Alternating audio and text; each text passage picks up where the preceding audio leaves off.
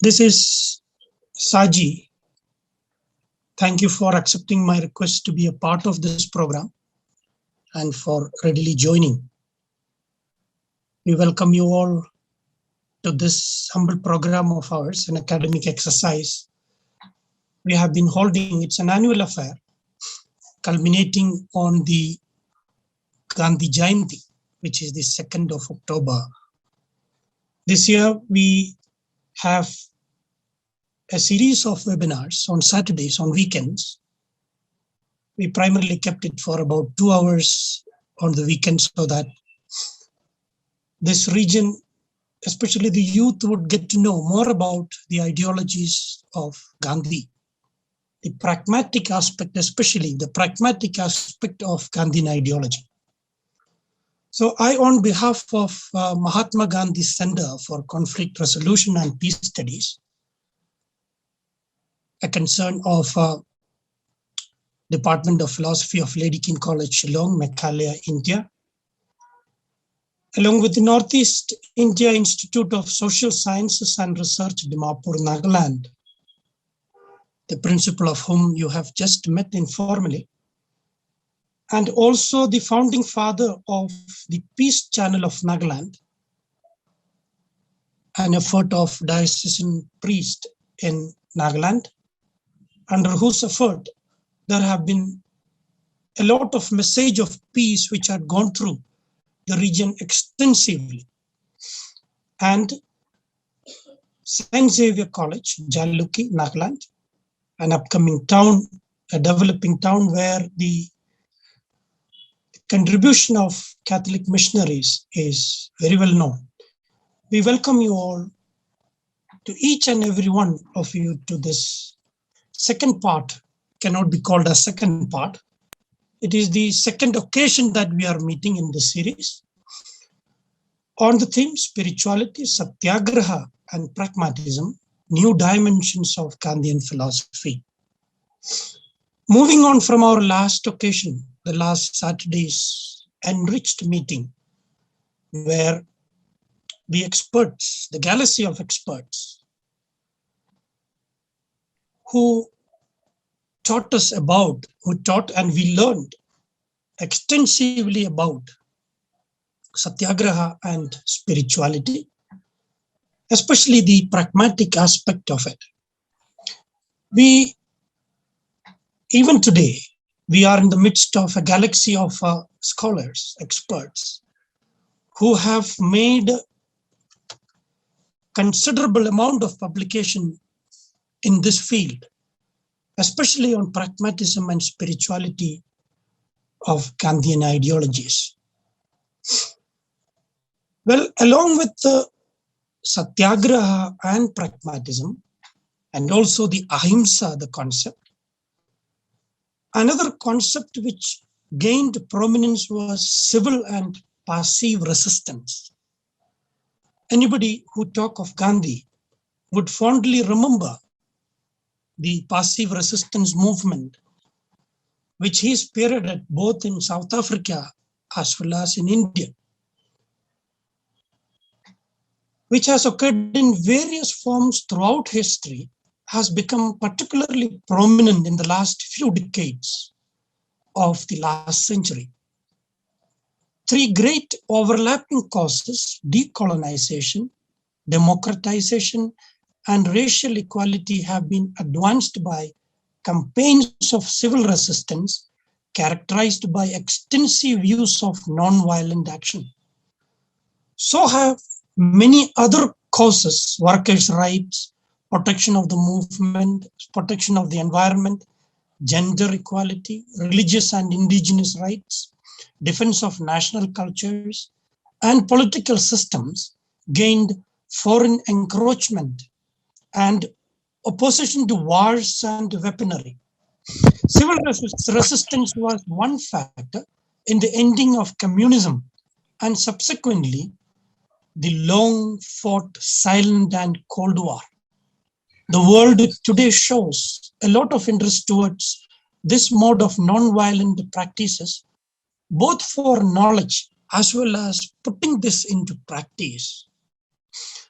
In the first decade of the last century, Mahatma Gandhi wrote his remarkable Hind Swaraj, and later countless substantial dispatches in the form of editorials to Young India, where he shows a conspicuous aversion to modernist ideological propaganda of religious radicalism, including Westphalian ideal of politics or development. We have observed an innocuous fortification of the civilization and culture of what is truly called Indian. His rhetoric of defense of civilization sounds so unique, having answers to all moral questions of life. It didn't stop him from seeing meaning in other cultures.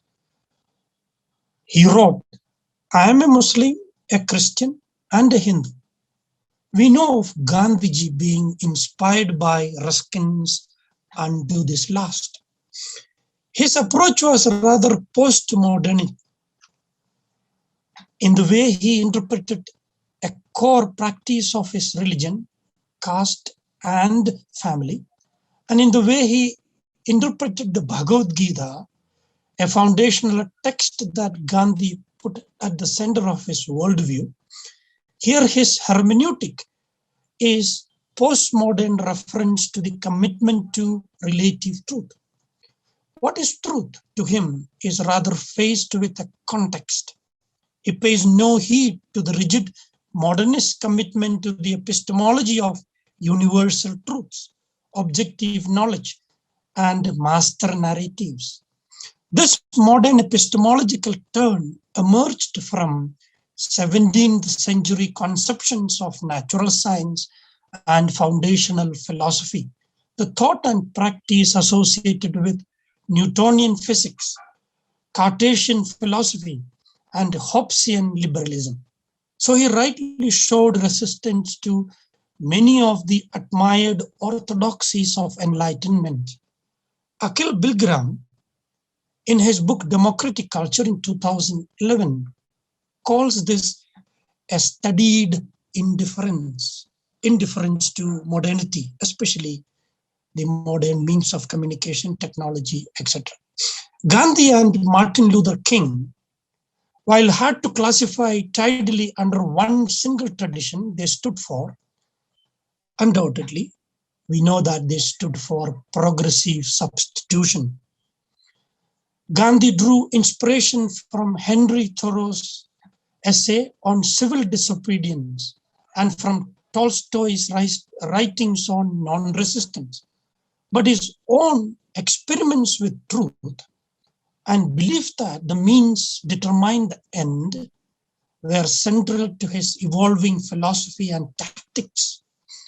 Gandhi was aware in 1906 of historical and contemporary examples of passive resistance, but he soon rejected the connotations of weapon of the weak and coined Satyagraha, the truth force, or the soul force to describe the determination to resist injustice, but to avoid all violence, both physical and psychological, with the aim of converting the opponent.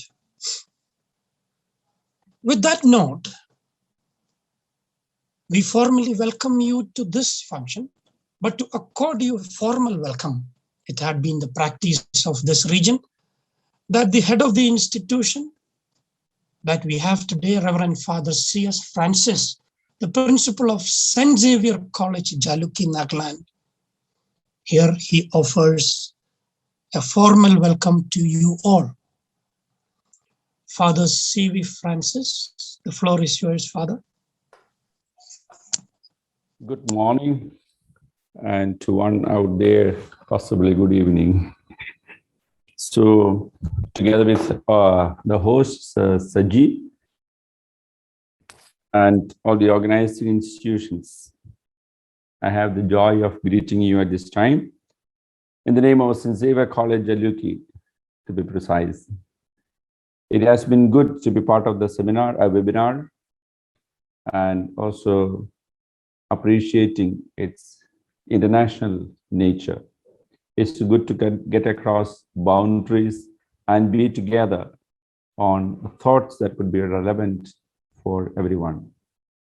The basic fact of being human bring us together, and that's what makes us also to go ahead, inviting to discover and to deliberate on what could make us better human beings, no matter from which part of the world we are.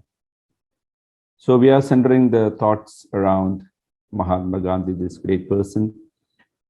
And it's nice and happy note that we are all joining together. It's my pleasure and joy to welcome everyone.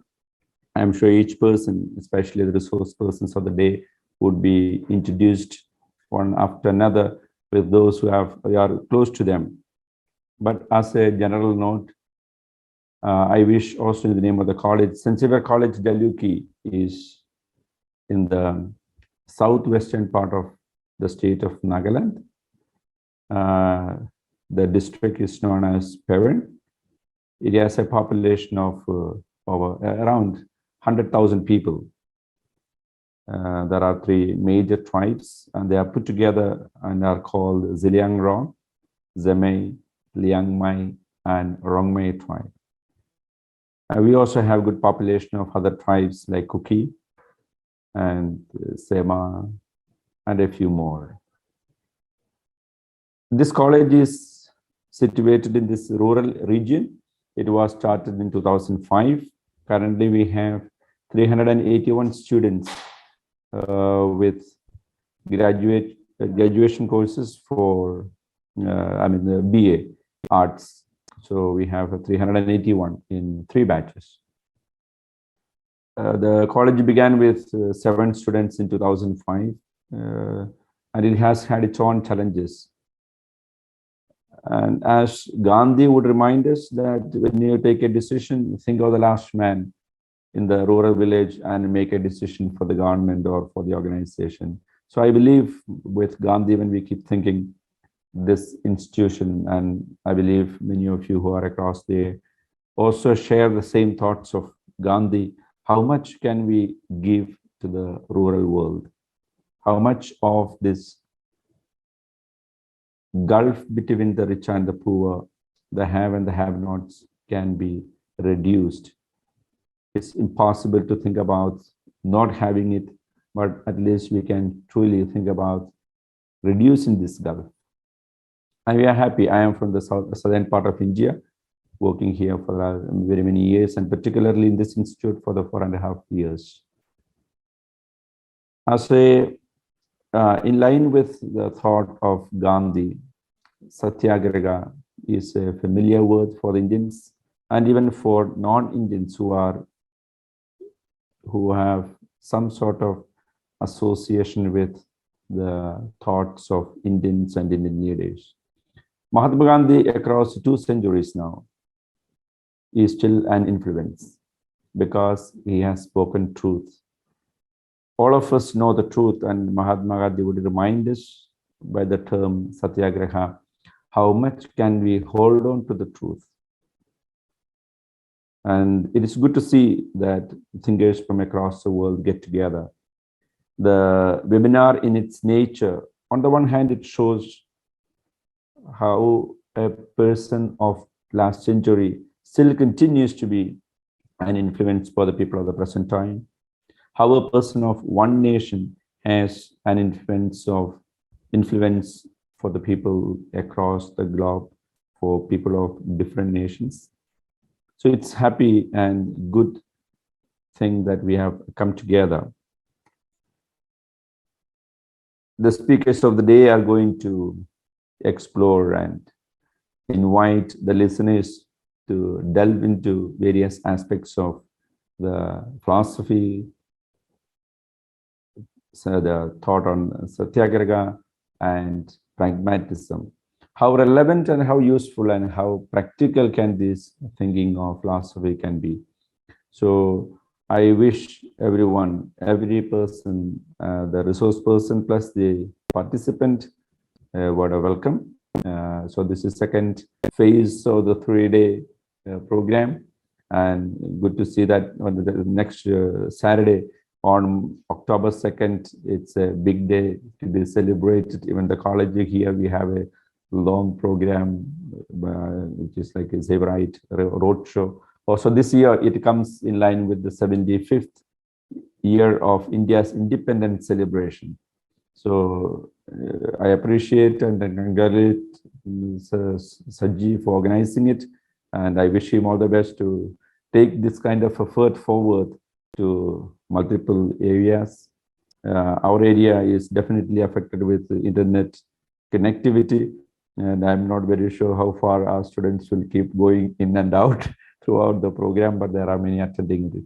And wish you all the best, dear speakers, resource persons of the day. Hearty welcome. May God bless you. Thank you very much, Father, for doing the honors of welcoming the participants formally to this webinar. Now, moving on to our next item, straight away into the academic session, because that is more important. So the chairperson of the session today is none other than Professor Xavier, the Professor of Department of Philosophy, Northeastern Hill University, Shillong, India. A good friend of ours. He's also a consultant for our Mahatma Gandhi Center for Peace Studies. He, more than being a friend, is also an activist, a very thorough activist, if I may permit it to be called, activist on pragmatizing justice. A true philosopher. He has a number of published books titled Virtue and Morality, published by one of the prominent publishing company of New Delhi. Another is a critique on person in Kierkegaard, also published from New Delhi. Then he has co-edited a book with Dr. Subhash C. Arya on Ambedkar's ideas and thought. That's also published from New Delhi. A number of chapters in edited books, and also many published papers in journals of both national and international repute. He had been the member of Indian Council of Philosophical Research from 2016 to 2019, one of the premier associations of philosophers in India, which is also funded by Government of India. And at the moment, he is a lifetime member of Indian Philosophical Congress 2010. The last Congress, which took place in Northeastern Hill University, Indian Philosophical Congress, he was the General Secretary there. Under his able leadership, we had about 200 scholars from different parts of this region, different parts of India in general, came together at this venue, Nehru, Shillong, and we had a wonderful deliberation on Gandhian ideologies, especially Ahimsa and Satyagraha.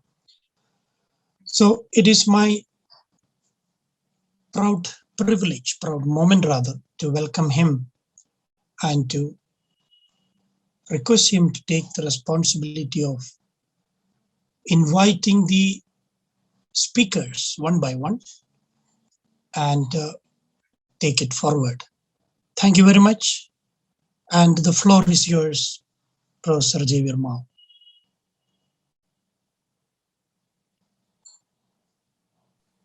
Thank you very much, Dr. Saji Varghese, for your kind and generous introduction. Though I do not in a way deserve such a generous introduction, I wish all the participants and the organizers for a very fruitful deliberations and creative interaction And to come straight to the sessions now, I would like to give a brief introduction of the first resource person. We are very, very fortunate today that we have very, very eminent scholars. And the first speaker is Professor Nicholas F. Gaia. He is Emeritus Professor of Philosophy, University of Idaho. Senior Fellow, Martin Institute of Peace Studies and Conflict Resolution from 1990 to 2000. He is also Coordinator of Religious Studies from 1980 to 2003, President, Idaho Federation of Teachers, and he has also published a lot of important books. Maybe I can just mention a few. One is The Virtue of Violence from Gautama to Gandhi, Albany, New York State University of New York Press, 2004. The second one is Spiritual Titanism, Indian, Chinese, and Western Perspectives, Albany, New York State University, New York Press, 2000. The third one is God, Reason, and the Evangelicals, the Case Against Evangelical Rationalism, Lanham, Maryland, University Press of America, 1987. Wittgenstein and the Phenomenology, a comparative study of the later Wittgenstein, Husserl, Heidegger, and Merleau-Ponty, Albany, New York State University, New York Press, 1981. He has a lot of other important awards, and because of the difference in time, first, what I wish to proceed in this international webinar is that we will give him 30 to 35 minutes, and thereafter we open it for discussion, question, comment, suggestion, etc., maybe for about 15 minutes.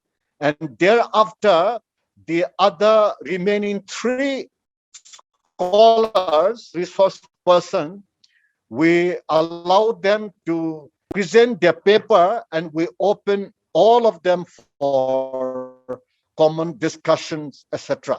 So now may I please call upon Professor Nicholas Gaia to kindly take the floor.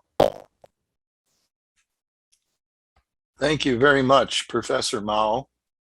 Can you all hear me? Yes, you are very much audible. You are very clear.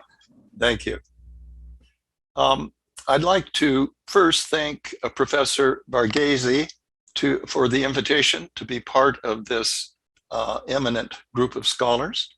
He's been very generous in helping us, three Americans, I believe. We all live within 8 miles of each other. Geographically, we're very, very close. And I'm really very happy to be part of the American delegation. I'd like to move directly to my PowerPoint presentation and begin. I have some quotations here that summarize the argument of my talk. The first one is from Gandhi, of course. If our sense of right and wrong had not become blunt, we would recognize that animals had rights, no less than men. The difference between deep ecology and sometimes Arnes, the Norwegian philosopher, called it shallow, but I think that's not a fair description. The Environmental Protection Agency is not shallow, but it's not philosophical. It does not have a worldview that puts humans, animals, and the natural world in a philosophical perspective. So I think that's what Arne Næss meant by deep ecology. And speaking of Arnoness, this I think is one of his most insightful statements about Gandhi. Gandhi made manifest the internal relation between self-realization, nonviolence, and what has sometimes been called biospherical egalitarianism. And this statement from the Earth Charter, 1999, is especially important. The biosphere is governed by laws that we ignore at our own peril. I'm going to be talking a lot about my Buddhist interpretation of Gandhi tonight. So I'd like to begin with what I believe is probably the most important statement of Gandhi's thousands and thousands of words. I think his entire philosophy is summed up in this famous line. Those who know the interconnected web of existence, praticya sumat pada, please excuse my Sanskrit, know the Dharma. In my book, The Virtue of Nonviolence, I give Gandhi's ethics a Buddhist interpretation. Many don't realize that Gandhi really admired the Buddha, calling him the greatest teacher of ahimsa. Now, it is very interesting to think, because Jainism was so important for his philosophy, why he didn't say that Mahavira was the greatest teacher of ahimsa. We can only speculate about why he put the Buddha first in that category. Last week, Professor Michael Myers, my colleague just 8 miles away, gave the best Jain interpretation of Gandhi that I have ever heard. I need to, okay, good, to take that sidebar off there. He gave a very brilliant interpretation of Anikantabhata. And one of the things that I found most enlightening was his idea of intellectual violence. And I wish he had returned at the end of his talk to the student that was involved in essentially harassing him in class. And I think many of us, sometimes in the heat of argument, engage in, unfortunately, intellectual violence. The Buddha said one of the deepest cravings was the craving for views. And I think maybe this is one of the sins of philosophers. We crave for views. Sometimes we crave so hard that we get into conflict. And I think we should all be mindful of that. In my book, I distinguish among 3 types of nonviolence. In Jainism, absolute nonviolence. Hinduism, relative nonviolence.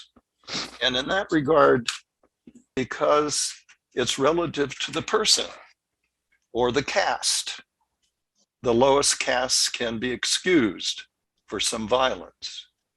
It's relative to the occasion. War, self-defense, or interestingly enough, animal sacrifice. It is not violence to sacrifice an animal in a ritual environment. Thirdly, I describe Buddhism as presenting to us pragmatic nonviolence. And I think Gandhi fits this Buddhist perspective best. Remember the famous example in which his Jain friends objected strenuously to the euthanasia of a calf, a very ill calf. And Gandhi supported the euthanasia of that animal. And the implication was, would Gandhi also permit human euthanasia for the same reasons? Another example of Gandhi's pragmatic nonviolence is his famous, this is the way I phrase it, it's worse to be a coward than to use protective force.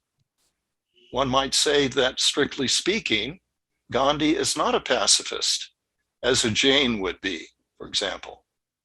I'm taking that phrase protective force from Marshall Rosenberg and his book called Nonviolent Communication.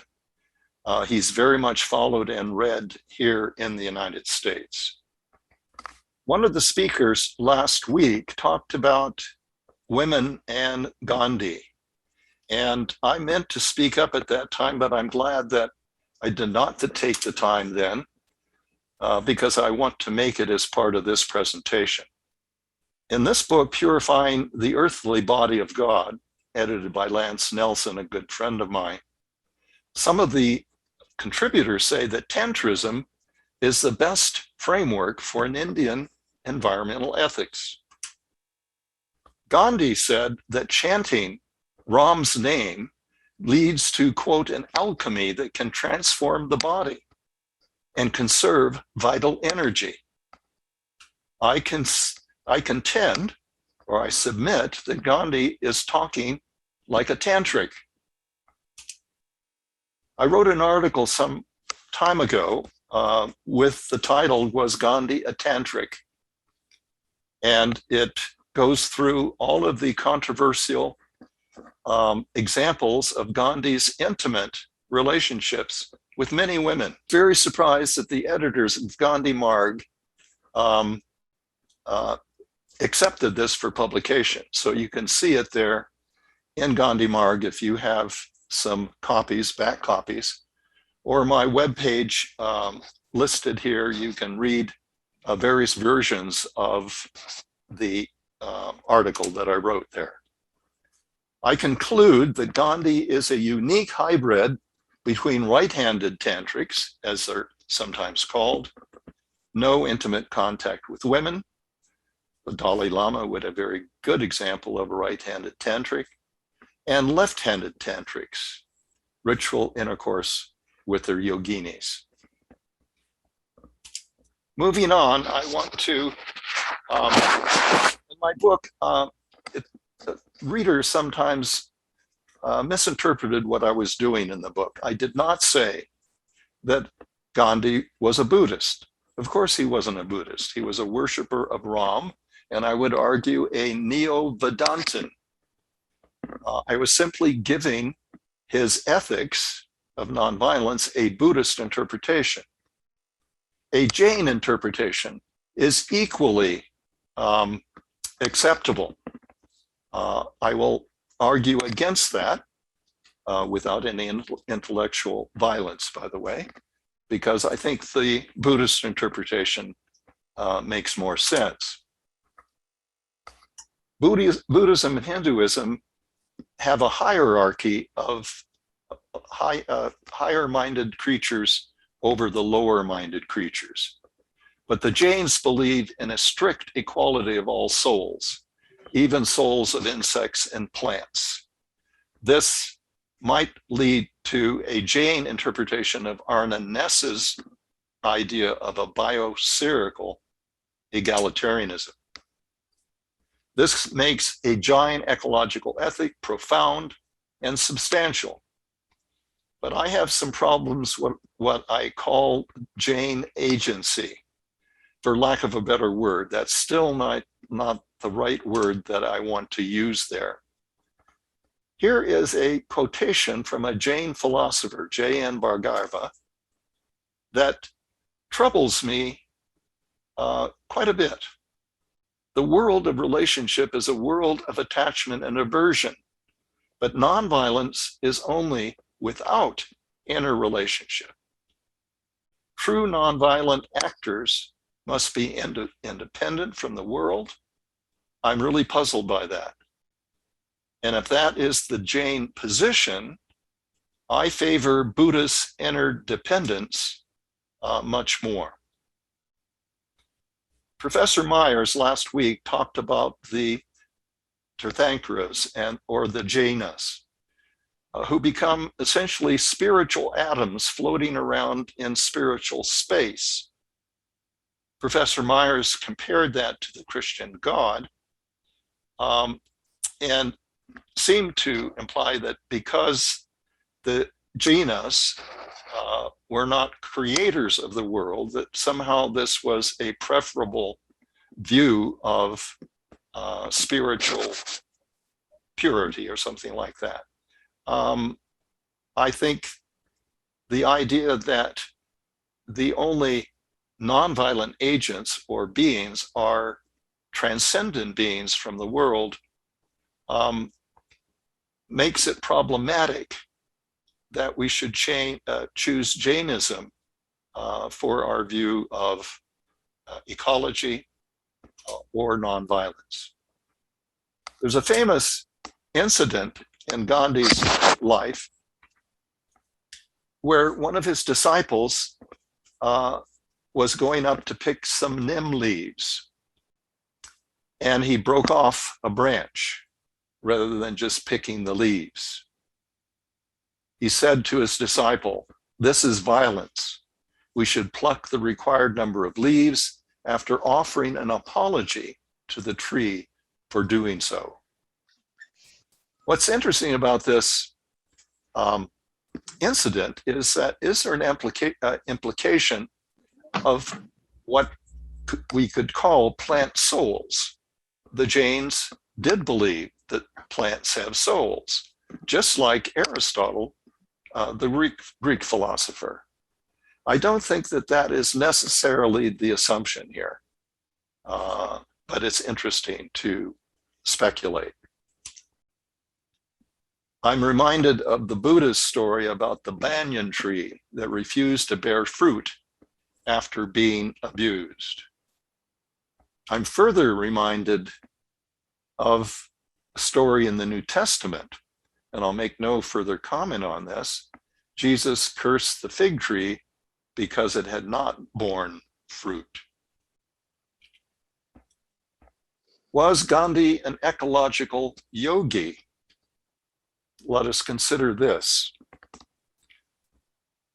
First, let me continue with a sort of textual exposition of parts of Gandhi's works that lend themselves to an ecological interpretation. In Hind Swaraj, he claims, and this is a thesis of the small volume, modern civilization based on cities and technology destroys people both morally and spiritually. And his answer was what he calls village republicanism. That is, Indians should return to their villages, return to their looms, and return to, and the implication there, returning closer to nature.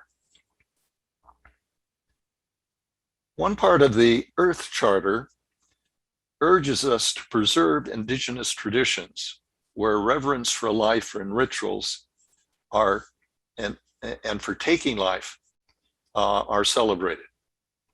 Gandhi's apology to the neem tree is a good example, and Buddhist farmers are always encouraged to go to the temples and give or sacrifices for the insects or animals they may have harmed in the agricultural process. Arne Næss is very clear about the limitation we should place on using natural resources. They may be used as means, quote, only where there is necessary to satisfy vital ends. Now, M.G. Goshu, I don't know if you're familiar with this philosopher or Indian writer. He speaks to Gandhi's goal of brahmacharya. And he believes that brahmacharis, quote, would not destroy anything animate or inanimate for personal gain, and thus would not create pollution and ecological degradation. I'm a little uncertain here whether Gandhi chose to become a brahmachari for ecological reasons. It seems like his main goal was spiritual purity.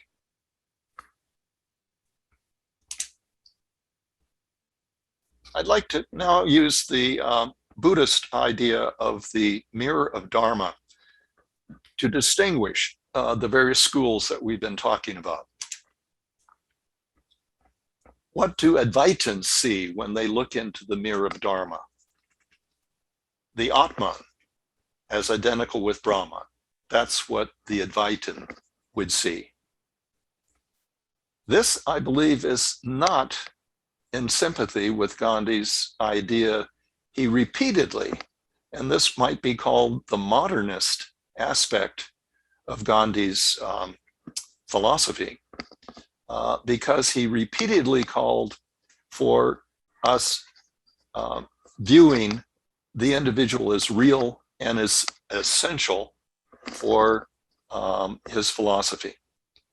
This is why I don't think that Gandhi can be interpreted in terms of Advaita Vedanta. He is a Neo-Vedantin or a theistic Vedantin. This view has the advantage ecologically of supporting the unity of self and nature, but a self without real agency, which I read as central to this philosophy, cannot serve at all environmental ethics. If you read Shankara, it is really quite striking to read how and to learn how negative he was about the natural world. It had no value. So that, again, if we take Shankara's view and take his words literally, it does not see that look like we can use Advaita Vedanta for an ecological ethics. What do Jains see when they look into the mirror of Dharma? Pure self separate from the body and the world. And remember the Jain philosopher, Bhargava, true nonviolence requires complete separation. With the spiritual ideal of the Jaina, transcending the world completely. Now, the mirror of Dharma is used and referred to in the later schools of Buddhism and the Mahayana school. And the idea there is when you look into the mirror of Dharma and see your true self, you see the the Dharmakaya, or you see your Dharma nature. I interpret Buddhism differently from the early sutras. And what the mirror of Dharma is simply an ordinary mirror that we use to look into ourselves, into the nature of ourself. And what the Buddha saw very clearly was the 5 skandhas. So what we have there is a self, individual selves as unique bundles of the 5 skandhas who are fully engaged in the world. And this is why I think Buddhism is so important for an ecological ethic. Now, I take the no self doctrine in Buddhism simply to mean that there is no Atman. There is a Jiva self, just as we find in David Hume. There is a very interesting comparative study that many people have done between Hume and the Buddha.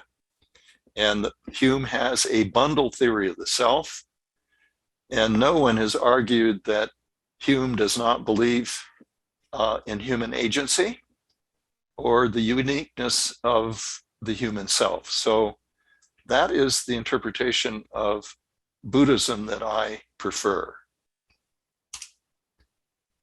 And I will just conclude with a final slide here, leaving open lots of time for discussion, with my view of a Buddhist environmental ethic.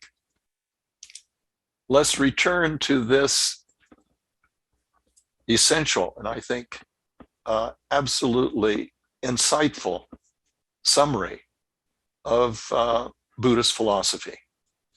Those who know the interconnected web of existence know the Dharma.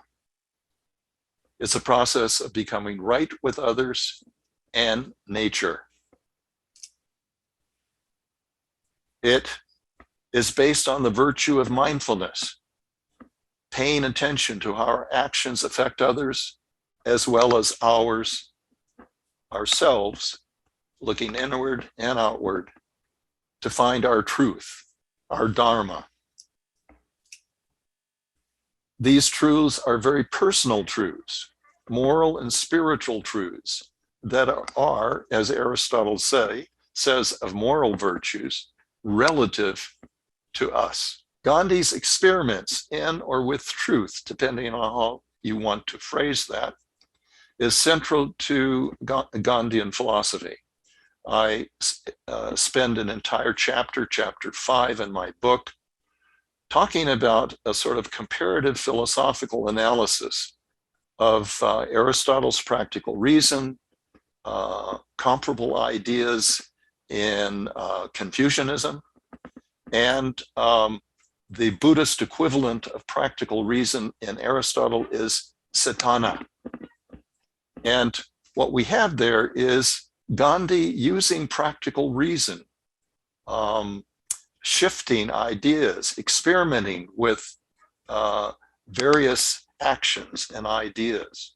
Very similar, I think, to what Aristotle meant by practical reason. And this leads to pardon me? Excuse me?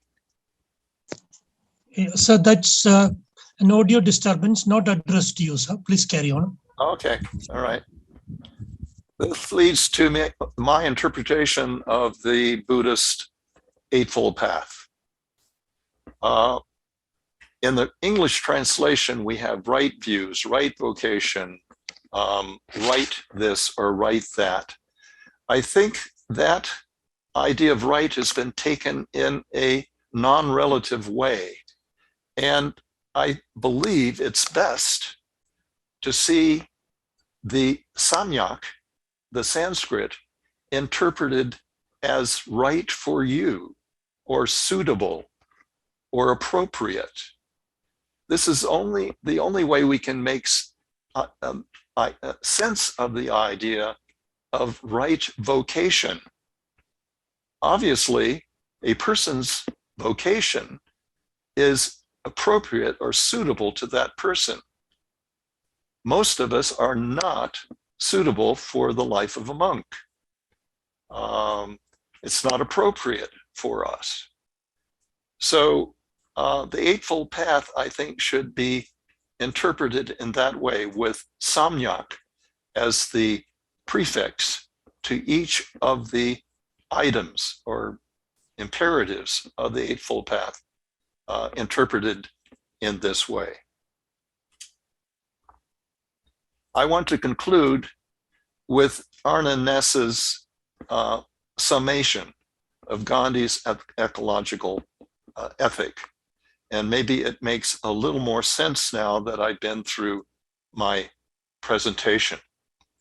Gandhi made manifest the internal relation between self-realization, nonviolence, and what has sometimes been called biospherical egalitarianism. The crucial word there is internal relation. And an internal relation in philosophical terms is a relation of interdependence. A is dependent on B, B is mutually dependent on A. What we saw in Jainism, according to my reading, we did not find that internal relation, but we do find it manifestly in Buddhist thought. So that is my interpretation of that crucial quotation from Arne Naess. And I thank you for your kind attention and look forward to the discussion. Thank you very, very much, Professor Nicholas Geyer. It is very wonderful to listen to your presentation. It requires a lot of attention to listen to your lecture, since you are using a very, very deeply loaded concepts and going into the very core of the philosophy in a concise concept which are full of meaning. And you have very nicely, in your own way, interpreted Buddha, Mahavir, and even Gandhi. And comparing with the Western philosophers like Hume, Aristotle, and even others. So it's indeed very, very interesting comparison in trying to draw out relevant concepts and relating also to the deep ecology or superficial ecology. So it's indeed very, very illuminating and very insightful.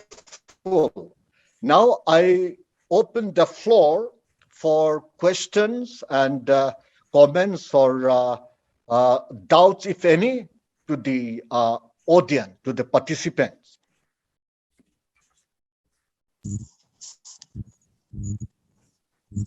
Professor Mao, this is Saji here. Can we see the raised hands? Are you able to see, sir? I can see Madam Meera there. Do you see the hands being raised? Oh, yes, right. I see. Yeah. Please go ahead. Yes. Yeah. Thank you for helping me. Yeah. Good morning, Professor Nicholas, everybody else, and Professor Mao. Nice to see you again.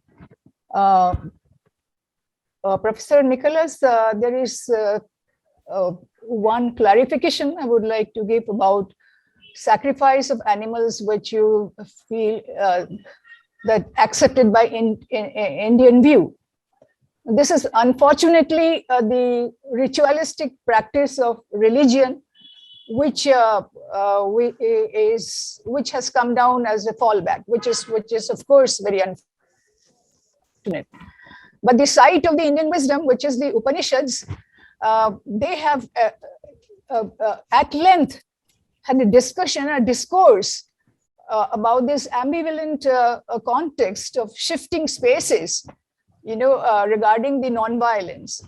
Now, human beings takes the ecological surrounding as something which is unfamiliar physical surroundings, instead of the perspective which the Upanishad says that it has to be an inclusive one.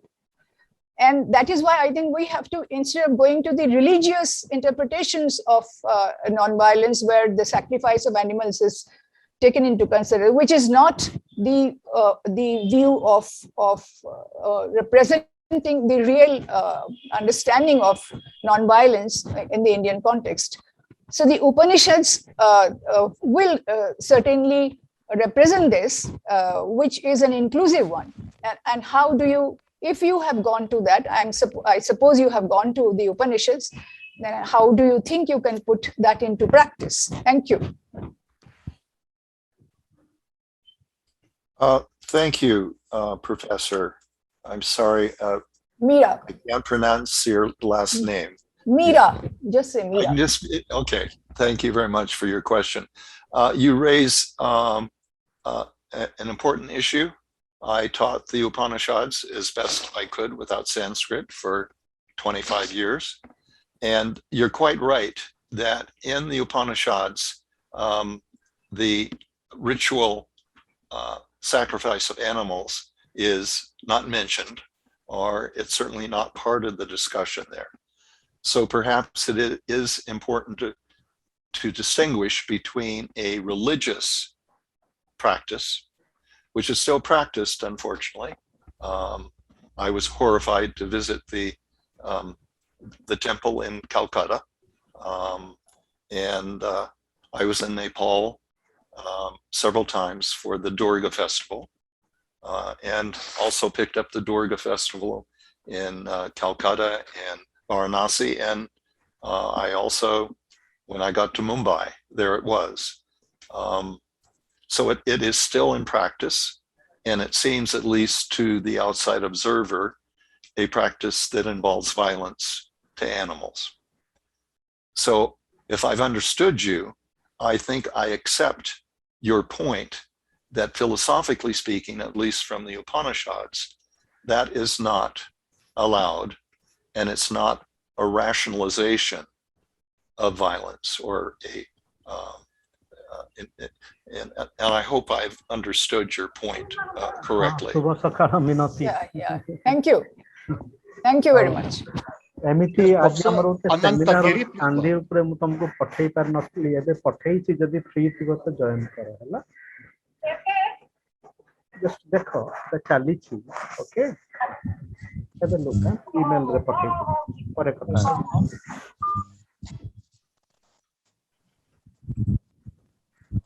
Professor Mao, are you there? Professor Mao? Yeah. I think Professor Ananta Giri wants to. Okay. Professor Ananta Giri, please go ahead. Thank you so much, Professor Gier. It is not only it is a deep learning experience, but it is also a spiritual experience, working with your very deep thoughts. Now, out of many important thoughts that you have gifted us is earnestness, for example. Now, earnestness journey with Gandhi and the deep ecology, we can also understand with earnestness journey with Spinoza. And I request you to engage a bit with Spinoza, both in terms of nature, ethics, and its implications for reading both Buddha way, nature, and Gandhi. The deep thought from Buddhism that you are presenting us, that the whole existence is a web of existence, but that web of existence also accompanied by many kinds of disjunctions. Therefore, the Buddhist reality of dukkha, for example, we can understand dukkha as disjunction. So therefore, while we are invited to realize web of connections, but that web of connections also has within and around disjunctions. So I request you to reflect upon web of connection with and beyond disjunctions.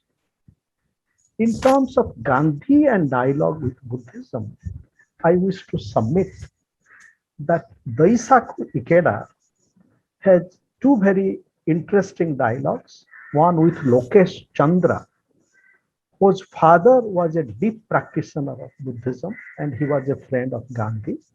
And Ikeda and Lokesh Chandra have a very animating dialogue on Buddhism, and which also includes a dialogue on Gandhi.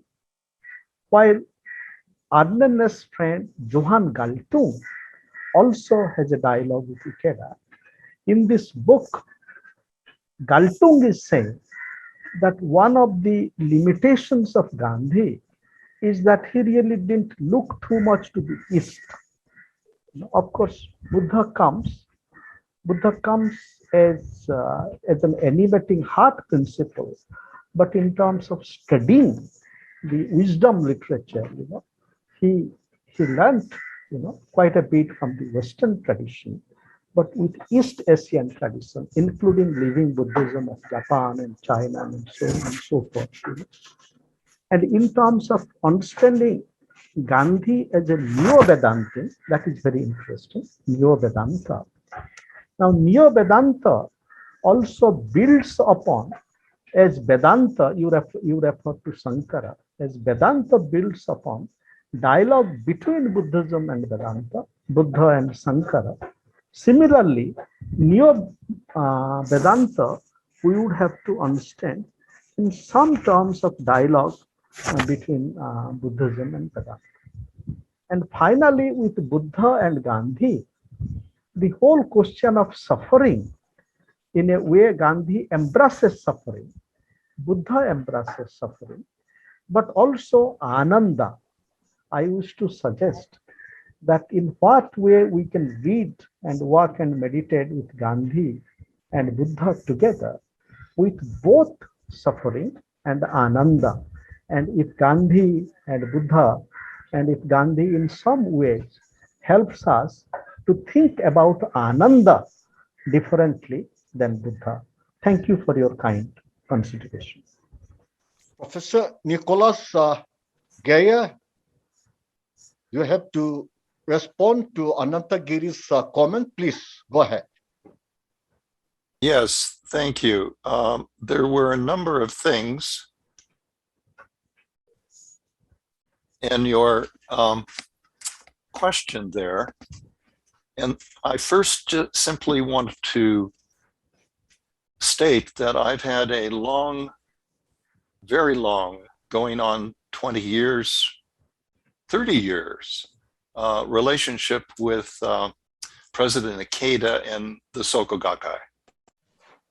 In fact, it was in India in 1992 that I met members of Soka Gakkai in New Delhi. And they introduced me to their view of Buddhism. And I was invited to Japan in the spring of... Someone needs to mute, please. Yeah. Thank you. May I continue? And in the spring of 1992, I visited Japan, and please mute so I can continue, please. Yeah, please Thank continue. Continue. Yeah. So I just want to make that observation. Nichiren Buddhism takes the environment very seriously, and they have an environmental ethic based on Buddhism that is very, very admirable. To your other point about dukkha, I don't quite understand. Dukkha is translated as suffering, but literally it means sour. All existence is, I see where you might talk about disjunction. You might say all of existence is out of joint. It is not running smoothly. And the answer, of course, is nirvana, to stop the churning of the mind and stop craving for a number of things. And I emphasized in this talk the craving for views. So I'm not quite sure what the question was there about dukkha. And moving back, I should have made a note of all of the points of your question. Back to Arne Ness, I was unaware, if this was your point, that he had the dialogue with President Ikeda of Soka Gakkai. If so, that is something that I would like to read. But I was unaware that Arne Ness used Spinoza in his interpretation of deep ecology. I taught modern philosophy for a number of years, and for some reason, I did not choose to teach Spinoza. And it's been a long time since I taught any philosophy class. So I must say that I am very rusty on Spinoza and how that might relate to deep ecology. I think what we have there is perhaps the idea of pantheism, and that nature is essentially divine or God, and that it has ultimate value. I would guess that that is the connection that Arne Ness is making. In my own sort of work in my book on Gandhi, I found that actually Advaita Vedanta is not really a pantheistic view. I have a citation which I could get the scholar by the name of White, I've forgotten his first name, makes a very persuasive interpretation of Advaita Vedanta is really a transcendental monism, primarily because the world ultimately is illusory. And there's only one thing, Brahman, and no other thing. And of course, what we normally view as pantheism is very much amenable to a deep ecology. Now, the interesting thing about Buddhism is that it's non-theistic, and there's no pantheism. But there is a remarkable anticipation of what we now call process philosophy, culminating in Alfred North Whitehead. I had the privilege of studying with Whiteheadians in graduate school in Claremont. And that form of pantheism very much lends itself to a deep ecology. So that is my first attempt to address your issues. And if I've misunderstood anything, please let me know. So thank you, Professor Gaya. With respect, I just want to add a line that Ikeda had dialogue with Johann Galtung, not with Arrhenius. There is a book called Choose Peace. And Arrhenius and Galtung were very deep collaborators, including their work on Gandhi. This is my first submission. Now, Ikeda has a very interesting dialogue with Lokesh Chandra. And Lokesh Chandra is a very deep scholar from India. And I was just referring to that, in which there is a very, very deep dialogue about Gandhi's journey with Buddhism, including the Lotus Sutra, Diamond Sutra, that Lokesh Chandra's father, who was a Buddhist and he was a friend of Gandhi. I was just referring to that. Again, thank you so much, Professor Gaya. Yes, I have not read that dialogue. I've read many of his famous dialogues, but thank you for drawing my attention to that particular dialogue. And thank you for making reference to Soka Gakkai. I've had many years of very, very pleasant exchanges with the members here in the United States. And I had the great pleasure of meeting Dr. Ikeda in Tokyo at a graduation at his university there. And I had the great privilege of accepting an honorary degree from Soka University in Japan. And I will treasure that and my friendship with Soka Gakkai for the rest of my life.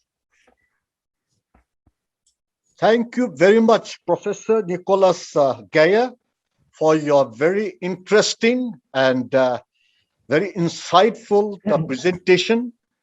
Your paper has, in fact, generated and provoked a lot of interesting creative thoughts. But due to the shortage of time, I think we will move on. Professor Mao, may I ask a small clarification? I am Alok Tandon. Okay, please. Okay. Thank you for allowing me the time. Thank you, Professor. I will be very quick for making a distinction between the absolute interpretation of non-violence in Jainism and in Gandhi. This is a good point. But my clarification I just want to ask is that do you not see any influence of Christian interpretation of Tolstoy in Gandhian non-violence? One. And the second is, how can we treat Gandhi as a neo-Vedantin when Vedantic position is of universal self, Atman, transcendental monism, and Buddhist position is somewhat interdependence, and this is what you call atheistic. So how can we call Gandhi with this Buddhist interpretation a neo-Vedantin? Thank you. Well, first of all, first of all, I just offer the interpretation as Gandhi as a Neo-Vedantan as another alternative. And his theism is very powerful in his life. So I'm just offering those as alternative interpretations. I favor the Buddhist interpretation. That is what I was arguing for tonight. And going back to influences on Gandhi, it's very interesting that he does not have a very clear view of his own tradition. And we must keep that in mind. He went to England and learned about Buddhism and his own Hinduism from the Theosophical Society. And for example, in my chapter on Buddhism in my book, I correct a number of misunderstandings that Gandhi has about Buddhism. So there is not only a view of his own tradition from the West, but all the other Western influences on his thought. Tolstoy, unto this last, who's the author there, but a number of, and the Christians that were associated with, for example, boy, I'm just blanking on views. There was one minister in particular that Gandhi attributes a very important change in his views of the other religions. Maybe his name will come to me and maybe you can help me too. But Gandhi once believed in a sort of apex view of the world religions, with Hinduism on the top and the sort of view that everyone is a Hindu if you really go to the very essence of their religious beliefs. About 1930, it was a very abrupt change of view where Gandhi went from that apex view of Hinduism at the top, the other religions lower down, to a more horizontal embracing of all religions. And that was pivotal for him. But I'm taking too much time and we must get on with the program. Thank you for all your good questions. It's very, very interesting, Thank you. Professor Nicholas. Hello, good morning. How are you? Yeah, Ananta, can you please unmute yourself? Yes, sorry about Yeah, no problem. I think, in my view, Professor Nicholas Gaia has presented well, and his interpretation and understanding is very good, I find. So thank you very, very much, Professor Nicholas Gaia. And we now will move to the next resource person. That is Professor Christian Bartol. I hope I'm pronouncing his name correctly. Is an educational and political scientist closely collaborating with the Free University Berlin since November 1993, president of the Gandhi Information Center Research and Education for Non-Violence, a society of education of benefit to the public based in Berlin, Germany, and curator of more than 20 exhibitions on non-violent resistance for the Berlin Anti-War Museum, on Gandhi, Tolstoy, Thoreau, Ruskin, Switzer, Huxley, etc. He has extensively researched Mahatma Gandhi's correspondence with contemporaries and published several books, biographies, monographies, and articles on mainly Tolstoy, Gandhi, and non-violent resistance. Among his several publications, the following can be highlighted. That is Tolstoy and Gandhi, Non-Violence Resistance, 1994.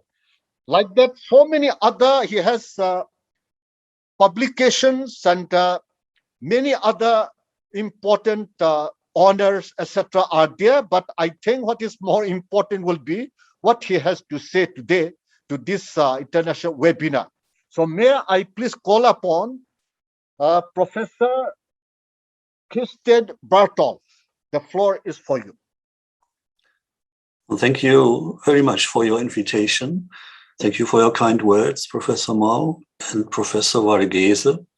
And yes, indeed, I will focus today on the topic means and ends, the relation between means and ends. And one of the book titles of Aldous Huxley was Ends and Means. So you have a lot of references now with respect to what some people frequently quote, the way is the goal.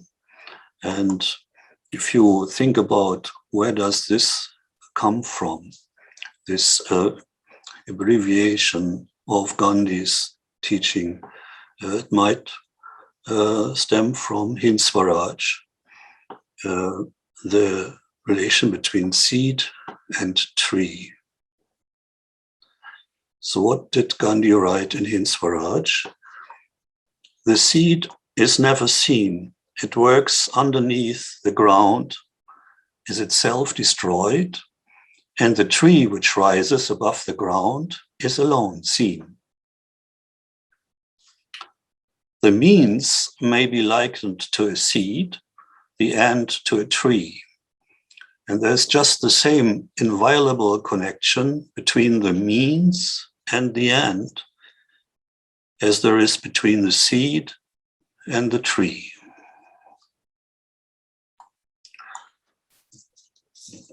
And when Aldous Huxley summarized his belief, 1952, after the catastrophes, he did this for Edward R. Murrow in This I Believe.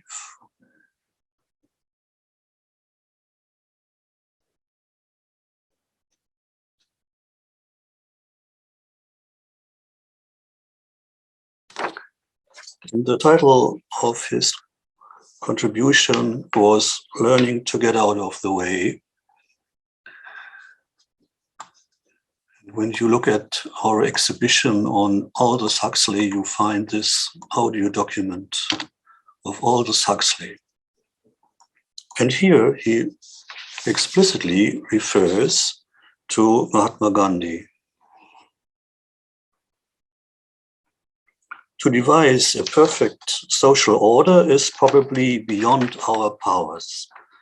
But I believe that it is perfectly possible for us to reduce the number of dangerous temptations to a level far below that which is tolerated at the present time. A society so arranged that there shall be a minimum of dangerous temptations, this is the end towards which, as a citizen, I have to strive.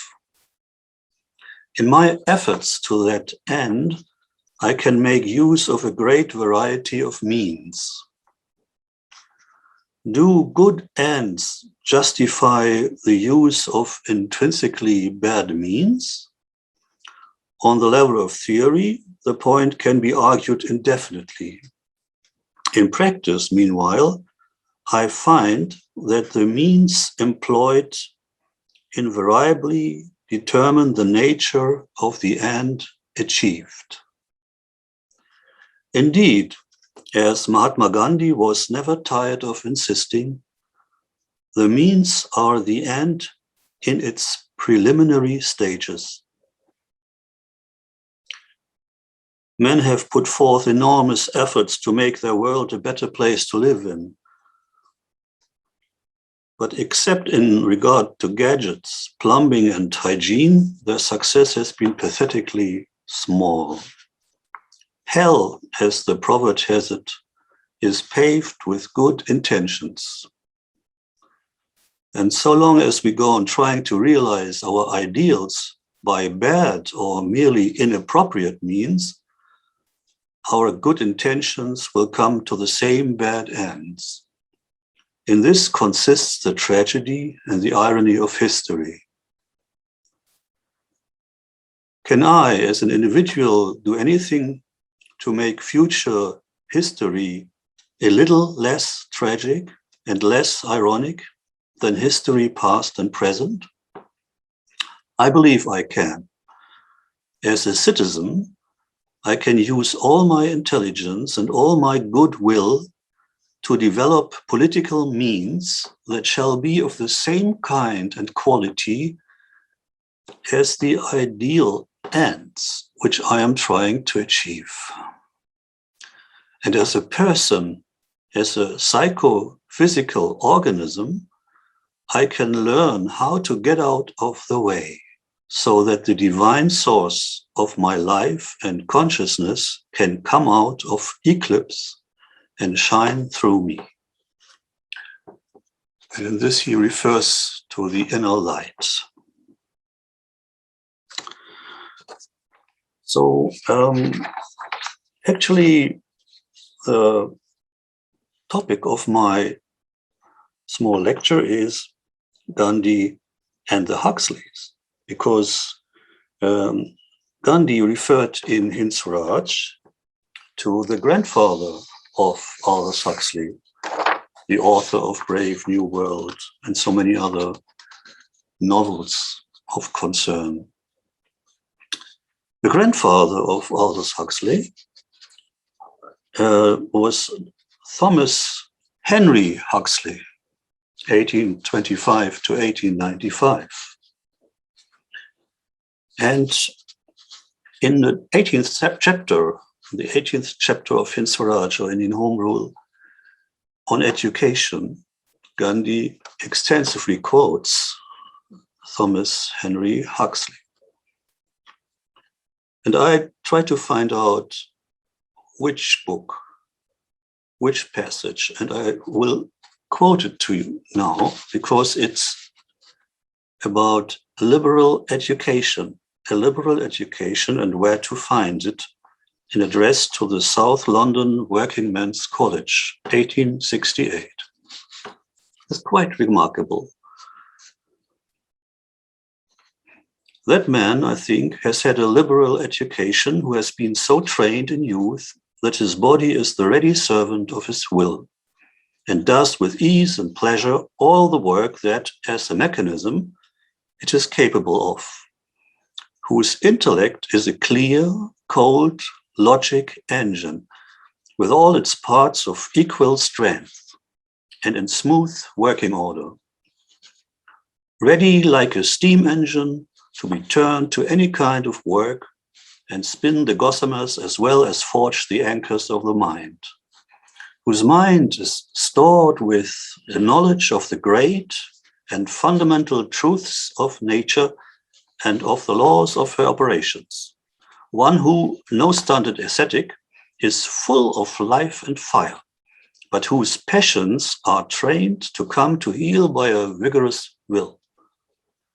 The servant of a tender conscience, who has learned to love all beauty, whether of nature or of art, to hate all vileness, and to respect others as himself. Such a one, and no other, I conceive, has had a liberal education.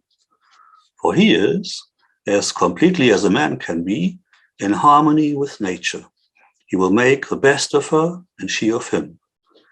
They will get on together rarely, she as his ever beneficent mother, he as her mouthpiece, her conscious self, her minister and interpreter.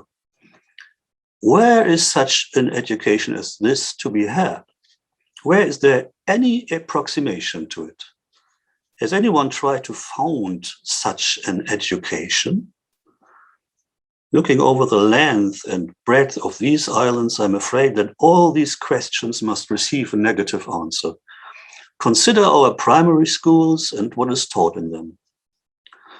So much Thomas Henry Huxley, A Liberal Education, Where to Find It, 1868, extensively quoted by Mohandas Karamchand Gandhi in his Hind Swaraj, or Indian Home Rule, 18th chapter, Education.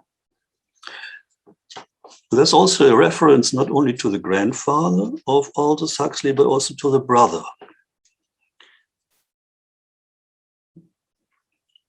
Sir Julian Sorel Huxley, 1887 to 1975, UNESCO's first Director General. And Gandhi himself referred to UNESCO in 1947, 16 November, in his weekly newspaper Harijan, when he wrote, "I am deeply interested in the efforts of the United Nations Economic, Social, and Cultural Organization to secure peace through educational and cultural activities. I fully appreciate that real security and lasting peace cannot be secured so long as extreme inequalities in education and culture exist, as they do among the nations of the world. Light must be carried even to the remotest homes in the less fortunate countries which are in comparative darkness, and I think that in this cause, the nations which are economically and educationally advanced have a special responsibility." And in a letter addressed to the Director General of UNESCO, Dr. Julian Sorel Huxley, the brother of Aldous Huxley, which Gandhi wrote in the Bangi colony in New Delhi, 25th of May, 1947, and which is printed in Human Rights, Comments and Interpretations, a symposium edited by UNESCO with an introduction by Jacques Maritain, Paris, 25th of July, 1948. You find on page 3 the letter to Julian Huxley, printed in Hindustan Times, 19th of October, 1947. And you find it in the volume 89 of the collected works of Mahatma Gandhi. So Gandhi wrote in this letter to Julian Huxley, the Director General of UNESCO, "I learned from my illiterate but wise mother that all rights to be deserved and preserved came from duty well done. The very right to live accrues to us only when we do the duty of the citizenship of the world." From this one fundamental statement, perhaps it is easy enough to define the duties of man and woman and correlate every right to some corresponding duty to be first performed. Every other right can be shown to be usurpation hardly worth fighting for. So we have 3 Huxleys: the grandfather, Thomas Henry Huxley, 1825 to 1895, a biologist, and Sir Julian Sorel Huxley, the brother, the evolutionary biologist, eugenicist, and internationalist, UNESCO's first Director General. So actually, Gandhi and Aldous Huxley were in one room at the 40th All India Congress at Kanpur, December 26th to 28th, 1925, during Huxley's and his wife's journey to India. Huxley read Mahatma Gandhi's autobiography and wrote an Indian diary, which he later published under the title Jesting Pilot, The Diary of a Journey, London, 1926. In July 1930, he published a critical essay on Gandhi in the magazine Vanity Fair, what Gandhi fails to see. But 7 years later, under the impression of the Spanish Civil War and the rise of the Hitler dictatorship of German fascism, he edited a pacifist encyclopedia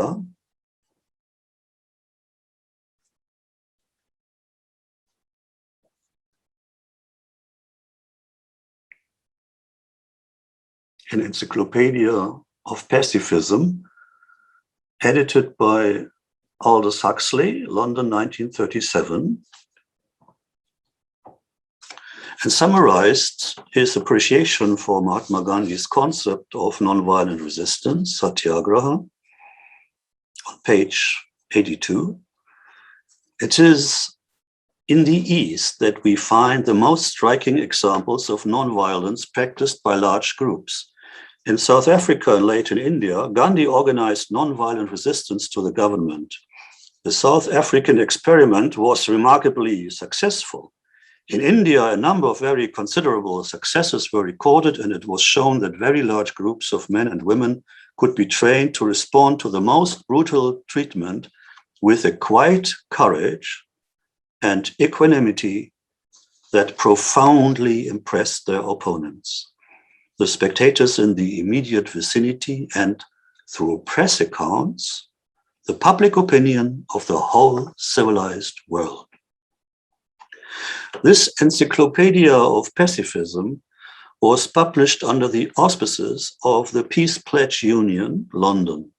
The Peace Pledge Union dated back to the day when the English Anglican priest and Dean of Canterbury, Hugh Richard Laurie Shepherd, called Dick Shepherd, 1880 to 1937, when he, on 16th of October 1934, invited any man who felt as he did to send him a postcard stating that he renounced war and would never again take part in another one.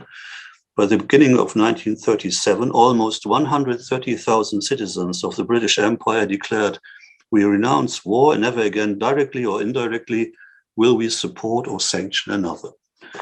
And then during this period of time, Aldous Huxley was not only giving many lectures for the Peace Pledge Union, but also tried to find out how atheists can be attracted, not just Christians, different denominations, and also how this pacifism could become practical, political, how that could be trained, how there could be, who can say, instead of war soldiers, peace soldiers. So this was his major concern before he left to the United States of America. Because as early as 1920, Huxley had written about the First World War, and he emphasized the fatal effects of military education and war propaganda, the art of telling lies in the most effective and moving way possible. And in the year 1925, Huxley had published his Dissent Against Fascism and Bolshevism, 1925, can you imagine? While describing himself as a humanist advocate of humanitarian principles for the well-being of each individual, even the weakest.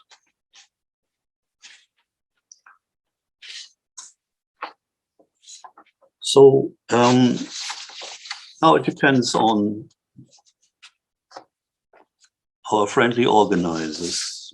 If you allow me to continue with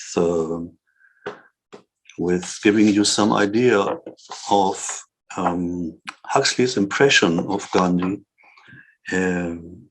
which he wrote in his diary, Jesting Pilot, when he met Gandhi in India. So it just depends on time.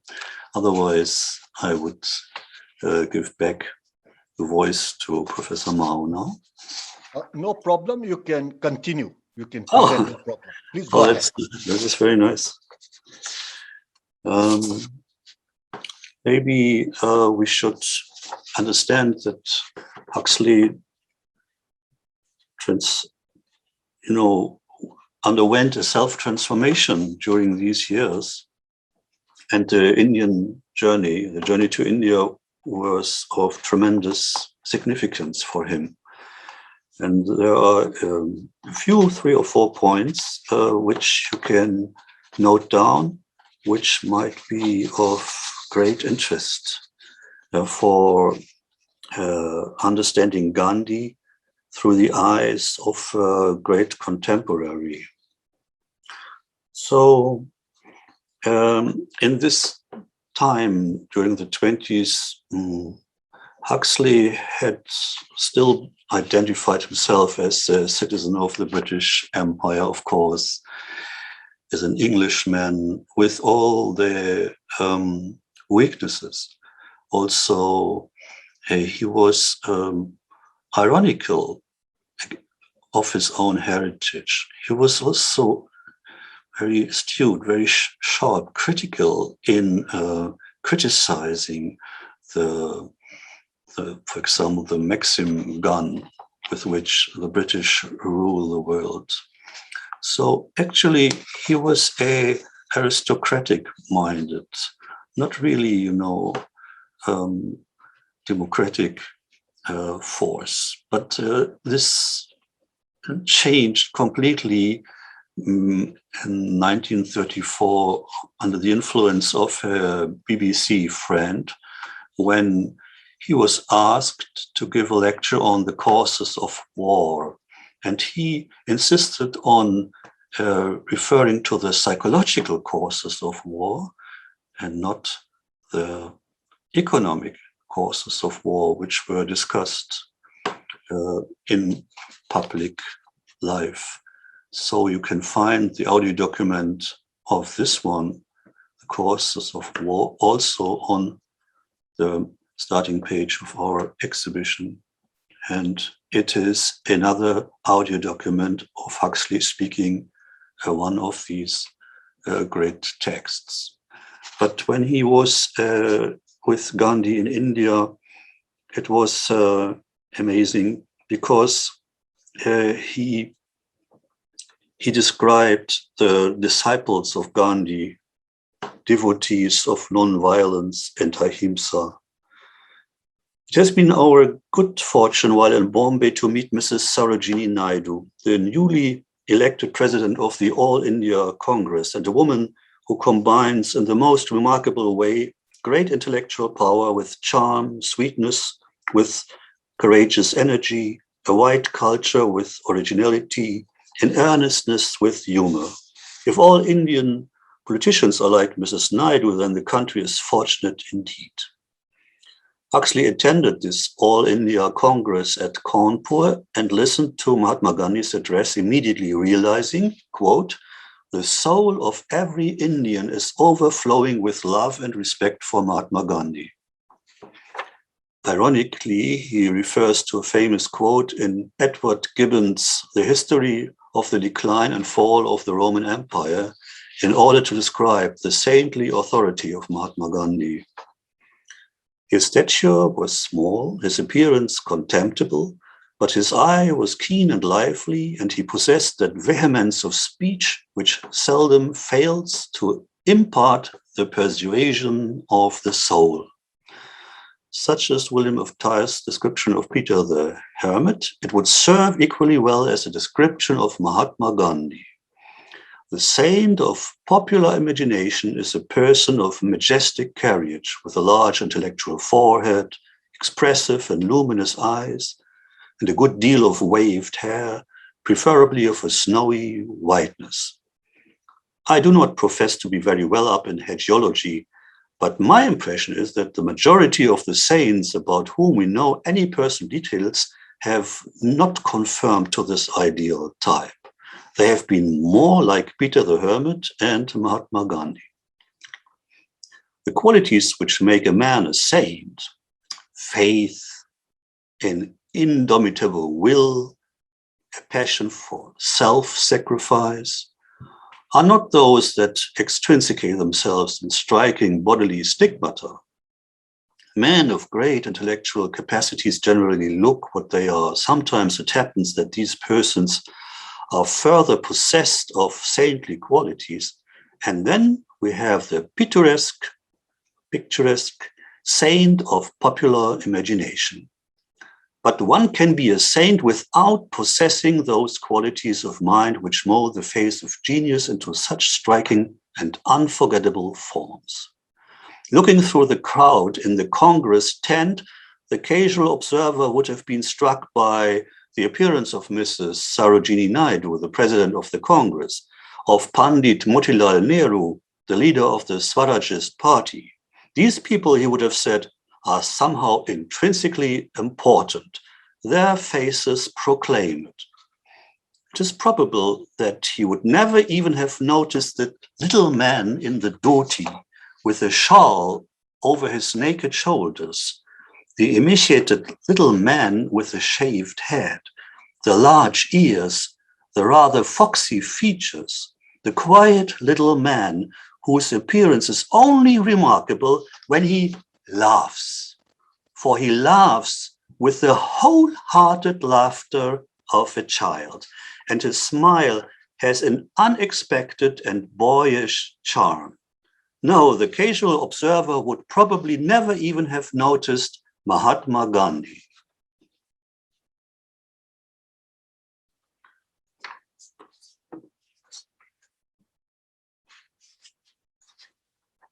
In India, things are different. Amongst the Hindus, the enthusiasm for sainthood, even in its extremist manifestations, is as strong as it was among the Christians of the first centuries. Eloquence and energy and what is called personal magnetism are enough amongst us to make a man a successful leader of the people. But to capture the imagination of the Indian masses, a man must possess, besides these qualities, the characteristics of a saint. Benjamin Disraeli can captivate the hearts of the English. He could have no sort of popular success in India. In India, the most influential popular leader of modern times is Gandhi, who is a saint and an ascetic, not a politician at all. Sanctity and political astuteness are rarely combined. Gandhi's saintliness gave him power over the people, but he lacked the political ability to use that power to the best advantage. Now, this assessment he changed, Aldous Huxley, and in his book, Science, Liberty and Peace, after the Second World War, you can read this change, this tremendous change in assessment, and this is certainly good to know, because this, you can say this appreciation of Gandhi's politics was even confirmed after the Second World War. So, in Science, Liberty and Peace, is there any way out of the unfavorable political situation in which, thanks to applied science, the masses now find themselves? So far, only one hopeful issue has been discovered. In South Africa and later in India, Gandhi and his followers were confronted by an oppressive government armed with overwhelming military might. Gandhi, who is not only an idealist and a man of principle, but also an intensely practical politician, attempted to cope with the seemingly desperate situation by organizing a nonviolent form of direct action, which he called Satyagraha. And this was written after the catastrophe of the atom bombs on the Japanese cities, Hiroshima and Nagasaki. It was written in the year 1946 when he published this essay for the Fellowship of Reconciliation. You know, this is amazing. It was a fellowship publication, you see here.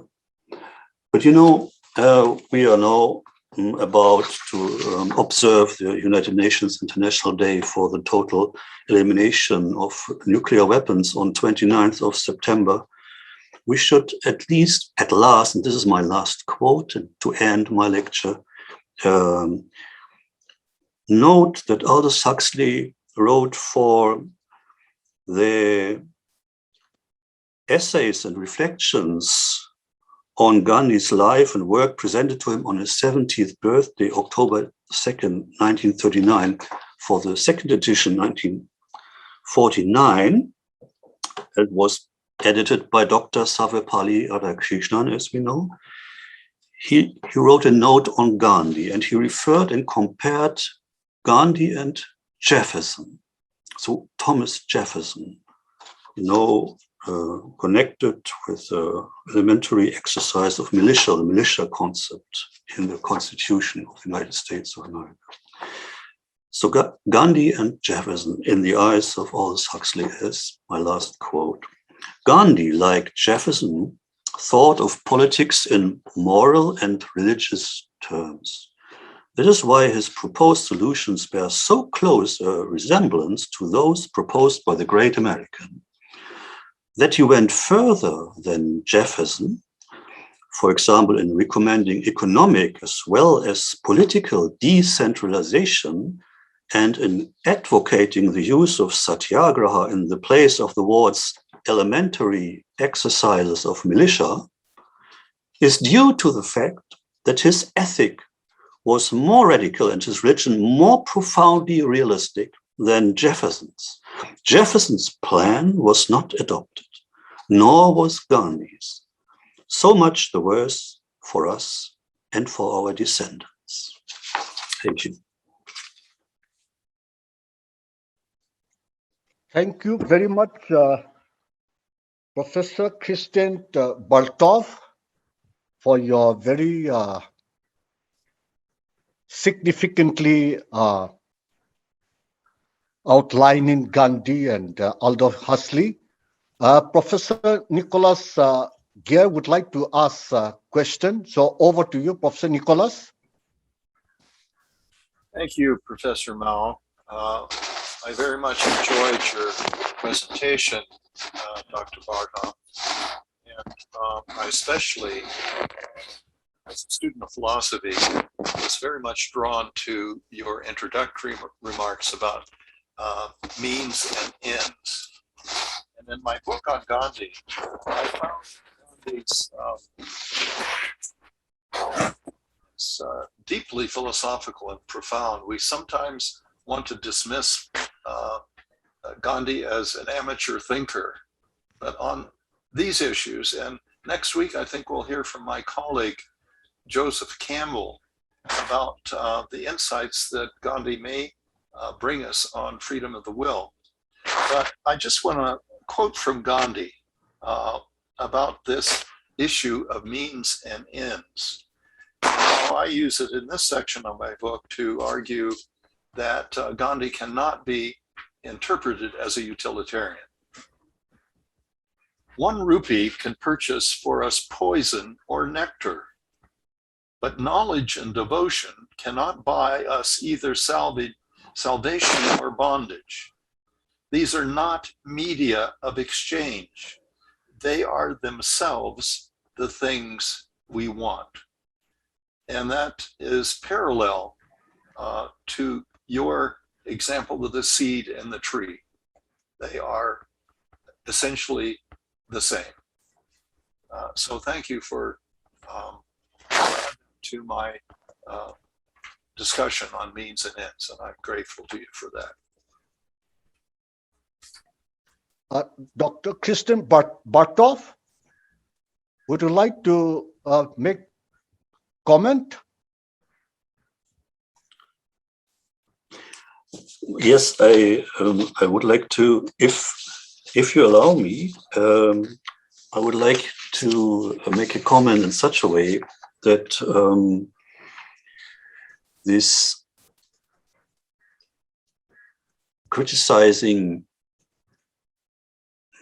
opposition, say opposite terms, criticizing the opposition of opposite terms, actually, that you could apply from qualitative and quantity means to apply a moral, good, high,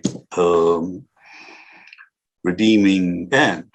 For example, this is also in Gandhi's understanding related to ecology. And that's why his visit at Calcutta was very interesting when he visited Sir J.C. Bose. And there you find this criticizing the opposition of organic and anorganic matter. And this might be interesting for you. To find this very interesting reference to Sir J.C. Bose, who Mahatma Gandhi referred to in his eternal spiritual message, when Gandhi said, "Thanks to the marvelous researches of Sir J.C. Bose, it can now be proved that even matter is life." This message was later recorded for the Columbia Gramophone Company on October 20, 1931, and printed in Young India even before 11th of October 1928. You find it in the Collected Works of Mahatma Gandhi, volume 43. And this is interesting, this visit at the Bose Institute in Calcutta. At the Bose Institute in Calcutta, the great experimenter himself was our guide. Through all an afternoon, we followed him from marvel to marvel, ardently and with an enthusiasm, with a copiousness of ideas that were almost too much for his powers of expression, and left him impatiently stemming with the effort to elucidate methods, appraise results, unfold implications. He expounded them one by one. And then, and this is interesting, Huxley referred to vegetarianism.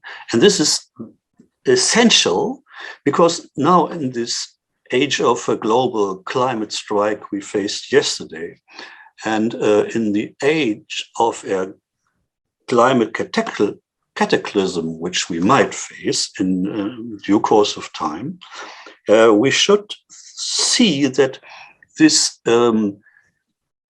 reference to vegetarianism is in the line of Tolstoy and Gandhi. Sensitive souls whom a visit to the slaughterhouse has converted to vegetarianism will be well advised if they do not want to have their menu still further reduced. Now you see the irony in Huxley's words. To keep clear of the Bose Institute, after watching the murder of a plant, they will probably want to confine themselves to a strictly mineral diet. Bose's earlier researches on metals, researches which show that metals respond to stimuli, are subject to fatigue and react to poisons very much as living vegetable and animal organisms do, have deprived the conscientious practitioners of ahimsa of the last hope. They must be cannibals for the simple reason that everything, including the inanimate, is alive. And this is a self-ironic point, which on the one hand shows that the challenge of vegetarianism is inseparably linked with my topic, or our topic, the topic of Aldous Huxley, later on also with ends and means. But it's really interesting that he visited the very same institute in Calcutta of Sir Jagadish Chandra Bose, 1858 to 1937, a polymath, physicist, biologist, biophysicist, botanist, and archaeologist, who inspired Gandhi when he referred to him in his spiritual message. Thanks to the marvelous researches of Sir J.C. Bose, it can now be proved that even matter is life. So the same as Gandhi was inspired by the ethics of the dust by John Ruskin, not only by Unto This Last, you can say that this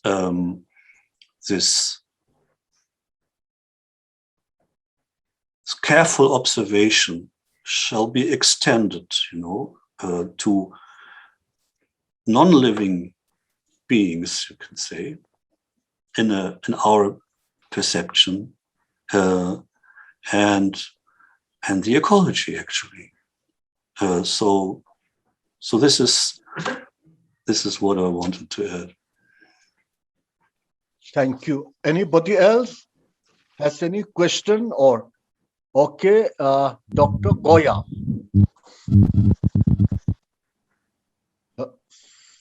Thank you, Dr. Mao. Thank you, Dr. Christian. That was very interesting, and I haven't come across these references and didn't pay attention to them. So thanks a lot for bringing them across.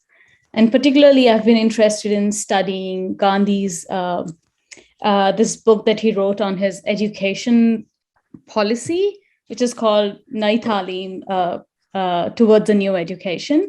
And I'd be interested in looking at the influences of Huxley, because he wrote that in 1933. So previous to that, if there are influences from Huxley in this book, that'd be very interesting to draw possibly. But my question is a bit on pacifism. You mentioned that Huxley wrote on pacifism and referred to Gandhi in that.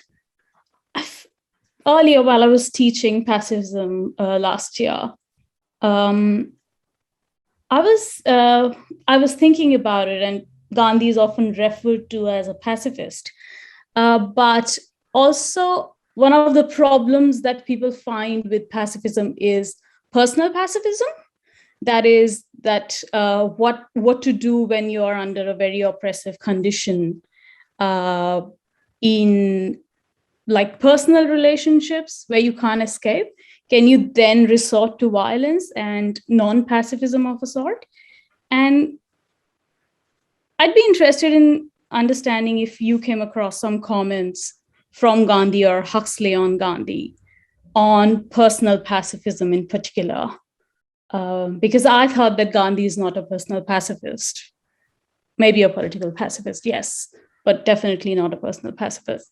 So yeah, I mean, how would Gandhi hold that without contradiction? I've always wondered that. That's all. I hope this makes sense. Thank you. Professor Christian, would you like to respond?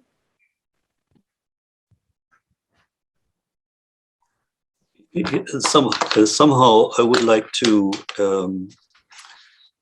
respond in a maybe unusual way. Maybe this might not satisfy you, but it is also very interesting to see the key experiences if you are traveling. You feel and you understand the fragility of human life, and also you understand the interconnectedness of the individual beings. And this is what Huxley described. Just mentioning that Huxley's grandfather was the man who wrote about liberal education, and Gandhi was influenced by him. He referred to him frequently. In the collected works of Mahatma Gandhi, you find some quotes on Huxley, which were referring to actually Thomas Henry Huxley, not to Aldous Huxley. But now I would like to bring you the idea of Aldous Huxley when he describes the lessons you learn when you are traveling through the world with open eyes, of course, open senses. But if travel brings a conviction of human diversity, it brings an equally strong conviction of human unity. It inculcates tolerance, but it also shows what are the limits of possible toleration. Religions and moral codes, forms of government and of society are almost endlessly varied, and each has a right to its separate existence. But a oneness underlies this diversity. all men, whatever their beliefs, their habits, their way of life, have a sense of values. And the values are everywhere and in all kinds of society, broadly the same. Goodness, beauty, wisdom, and knowledge, with the human possessors of these qualities, the human creators of things and thoughts endowed with them, have always and everywhere been honored. Wow. Now it's difficult when you listen to this to apply means which are contrary to the good ends.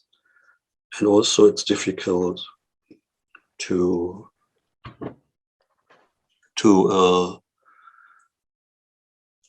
apply violence in interhuman relations. So actually it's difficult not to be someone who is committed to peace, non-violence and peace. Thank you very much, Professor Kristen Baltov.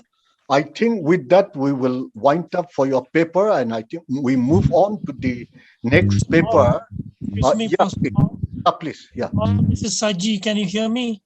Yeah, I can hear you. Sorry to intervene. There is a question in the chat box. That has come from Madam Meera Chakravarti. Now, since she's there, I can see her. Okay. Yes. Shall we give her time, sir? Okay. Please. Yeah. Dr. Meera, please. I put the question in the chat, Professor Bartlov, that do you think that the pacifist concerns of Gandhi and the concerns of the pacifist thinkers like George Bernard Shaw and Russell, because they had a pacifist association, right? And against the colonial dialectic that helped create an identity of India's own through Gandhi's Satyagraha. And how do you think it's reflected in the contemporary social reality? Thank you.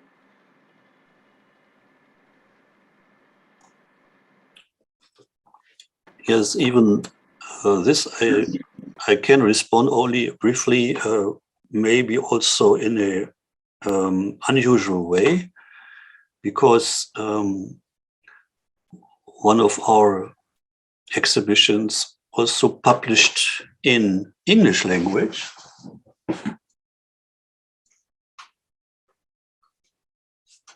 is an exhibition on Dr. Albert Schweitzer. And Dr. Albert Schweitzer, who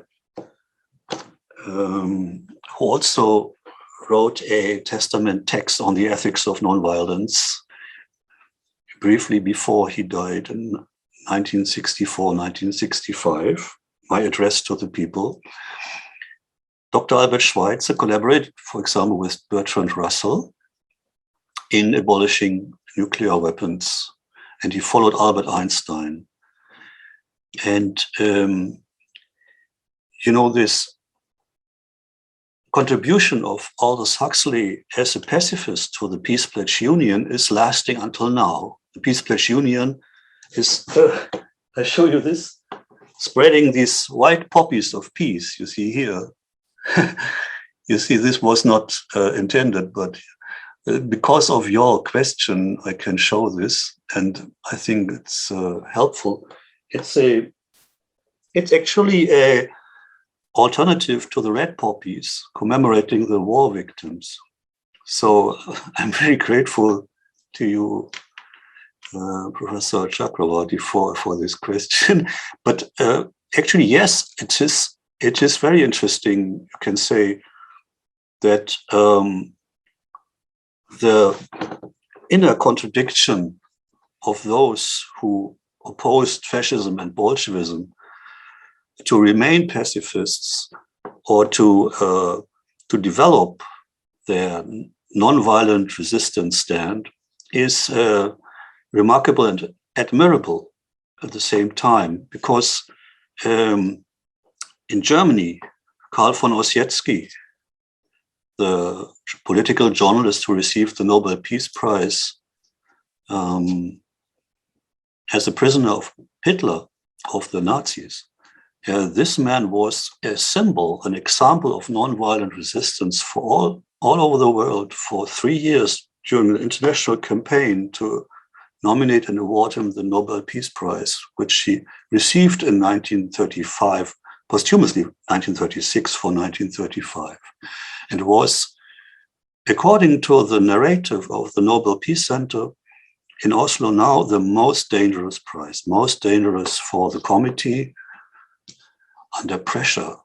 It was courageous. It was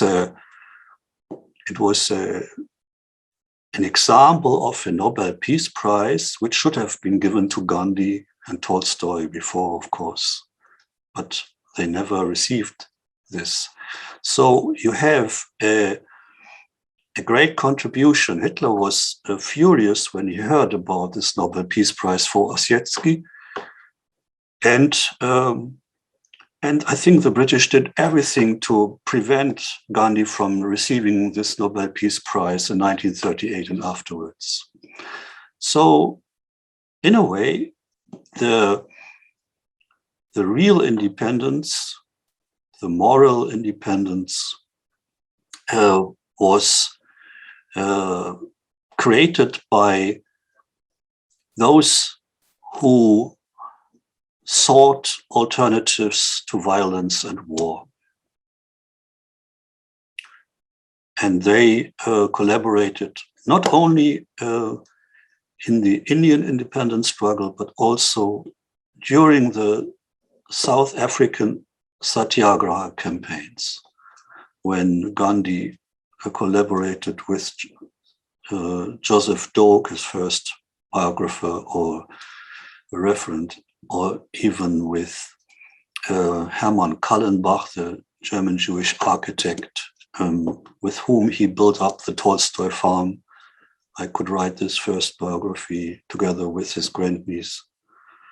And so many others, Charles Freer Andrews, W.W. Pearson. These European supporters were also essential. And I'm so happy that I can be here at this moment with Professor Ananta Kumagiri, who is doing such great publication work, and to place these thoughts on Gandhi in publications which are then conserved knowledge for the world in the future. So I'm very happy for this activity of Professor Giri during the last years. So I'm also very happy to listen to him now. Anyone else would like to ask? Yeah, yes, Professor Okay, Mao. Alok Tantan. Okay, yeah. Alok. Thank you, Mao. Now, I am a bit in a difficult position. The thing is that how to place Gandhi, his own work during freedom struggle, in that means ends dialectic, because many times he took his agitation back, as in case of Chauri Chaura, where the violence took place and some policemen died. But sometimes he favored aggression. He also allowed and supported Indian army to throw out some Kabilas in after partition from Kashmir. So, and in many times in his personal, as we have seen, that he allowed calf to die. So how to place this means ends this dialectic in actual life of Gandhi. Now, if we talk about South Africa, can you treat the later part of Nelson Mandela's political struggle for liberation in Gandhian perspective, because in the later part of his struggle, he also took shelter in some sort of violence.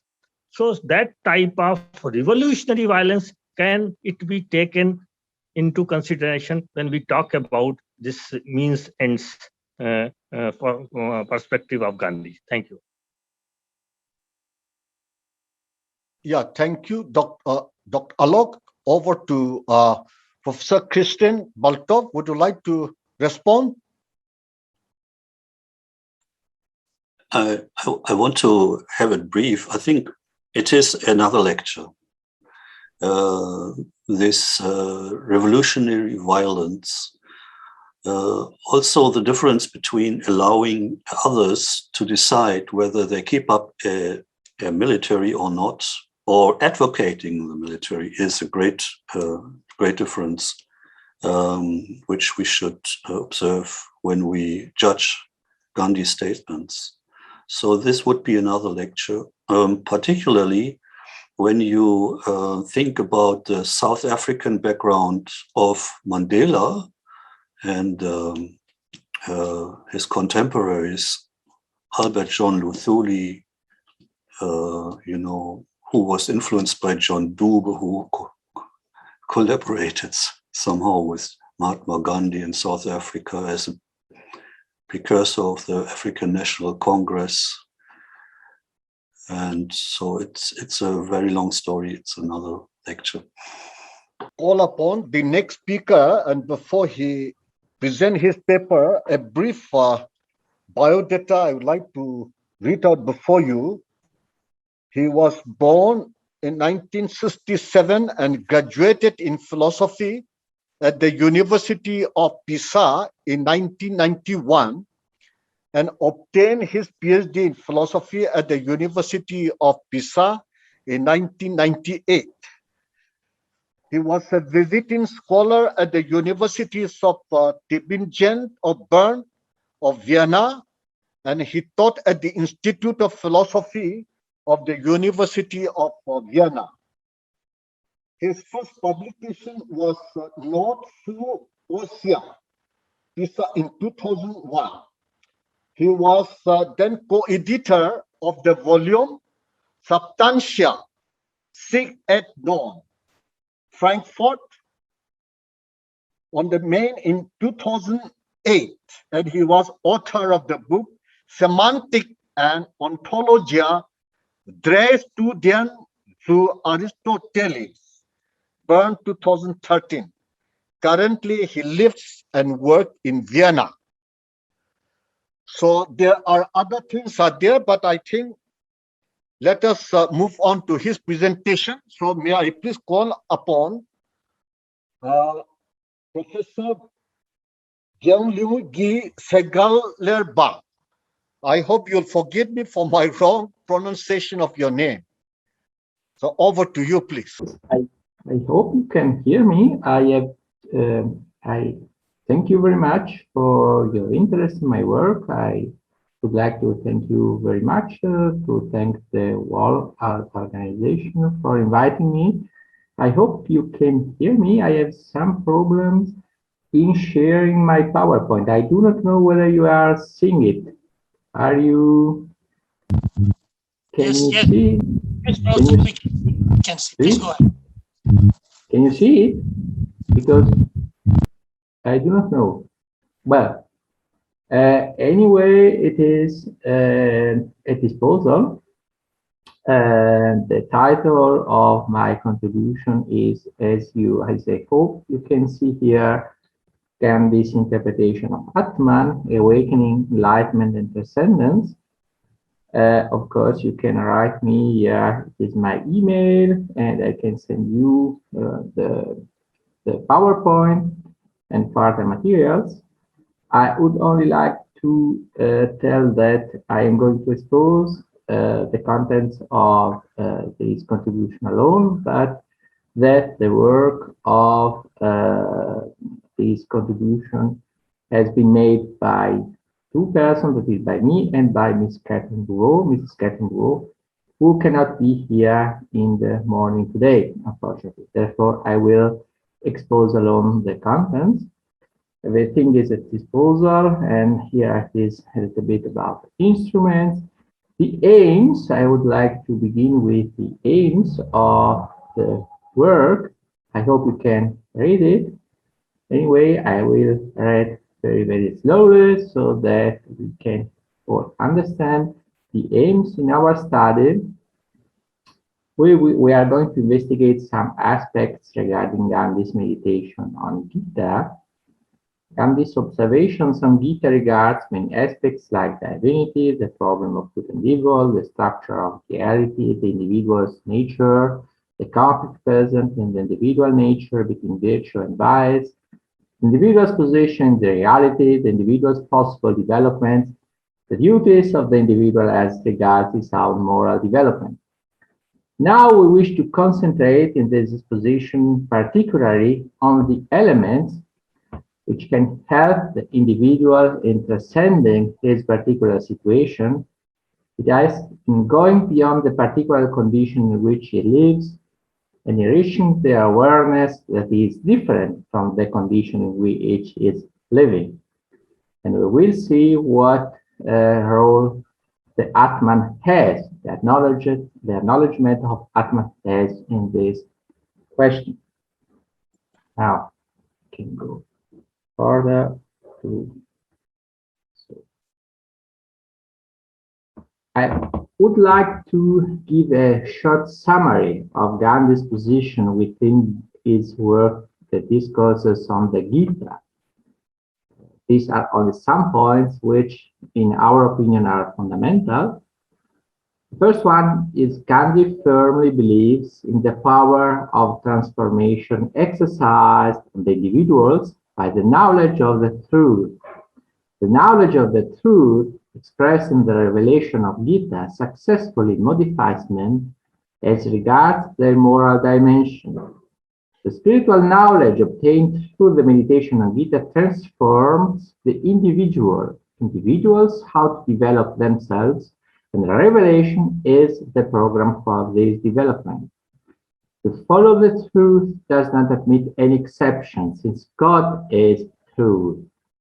The knowledge of the truth and the learning processes needed for the individual grasping this kind of knowledge are indispensable for the individual so that it manages to find the foundation both of the moral right disposition and the political right order.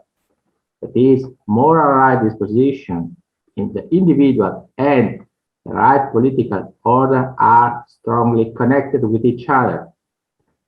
The right moral individual education is the indispensable basis for a right political order. Individuals are composed entities. They consist of different components which do not live in harmony with each other. Individuals are morally limited entities. They cannot completely eliminate bad factors until they are in the corporeal dimension. Individuals are battlefields. They have a psychic division in good factors and in bad factors. The duty of every individual consists in strengthening the good factors and in taming the bad factors. And finally, individuals how to become aware of their own limits. In spite of their limits, individuals do not need to despair because of their own limits. They have to be confident in what they can actually do. Moreover, to have limits does not mean that the individual has no duty as regards his own limitations. The individual how to act against his limits. Now, I would like to take into account, to consideration, the main passage, in my opinion, of the meditation of Gandhi on Atman in the discourses of Gita on Gita. We will see that this passage is rather long, but that this passage contains really very, very many elements for our reflections. And so I am going to read. Gandhi says, the Hindu belief in avatars may present a difficulty to some of us. Avatar means descent. Our descent means God descends too, for he is present in every creature and in every object. All this is Maya. All concrete things, our body, the material objects, all these exist at definite points in space and time. But the Atman was not born in time. It pervades all space and exists through all time. We do not know it by direct experience. If we wish to understand the principle known as God, either with the help of reason or through faith, we should first know the Atman. What is it? So long as we live in ignorance, it is more distant than even the sky. But in our awakened state, we cannot say that it is removed from us by even so much as an inch.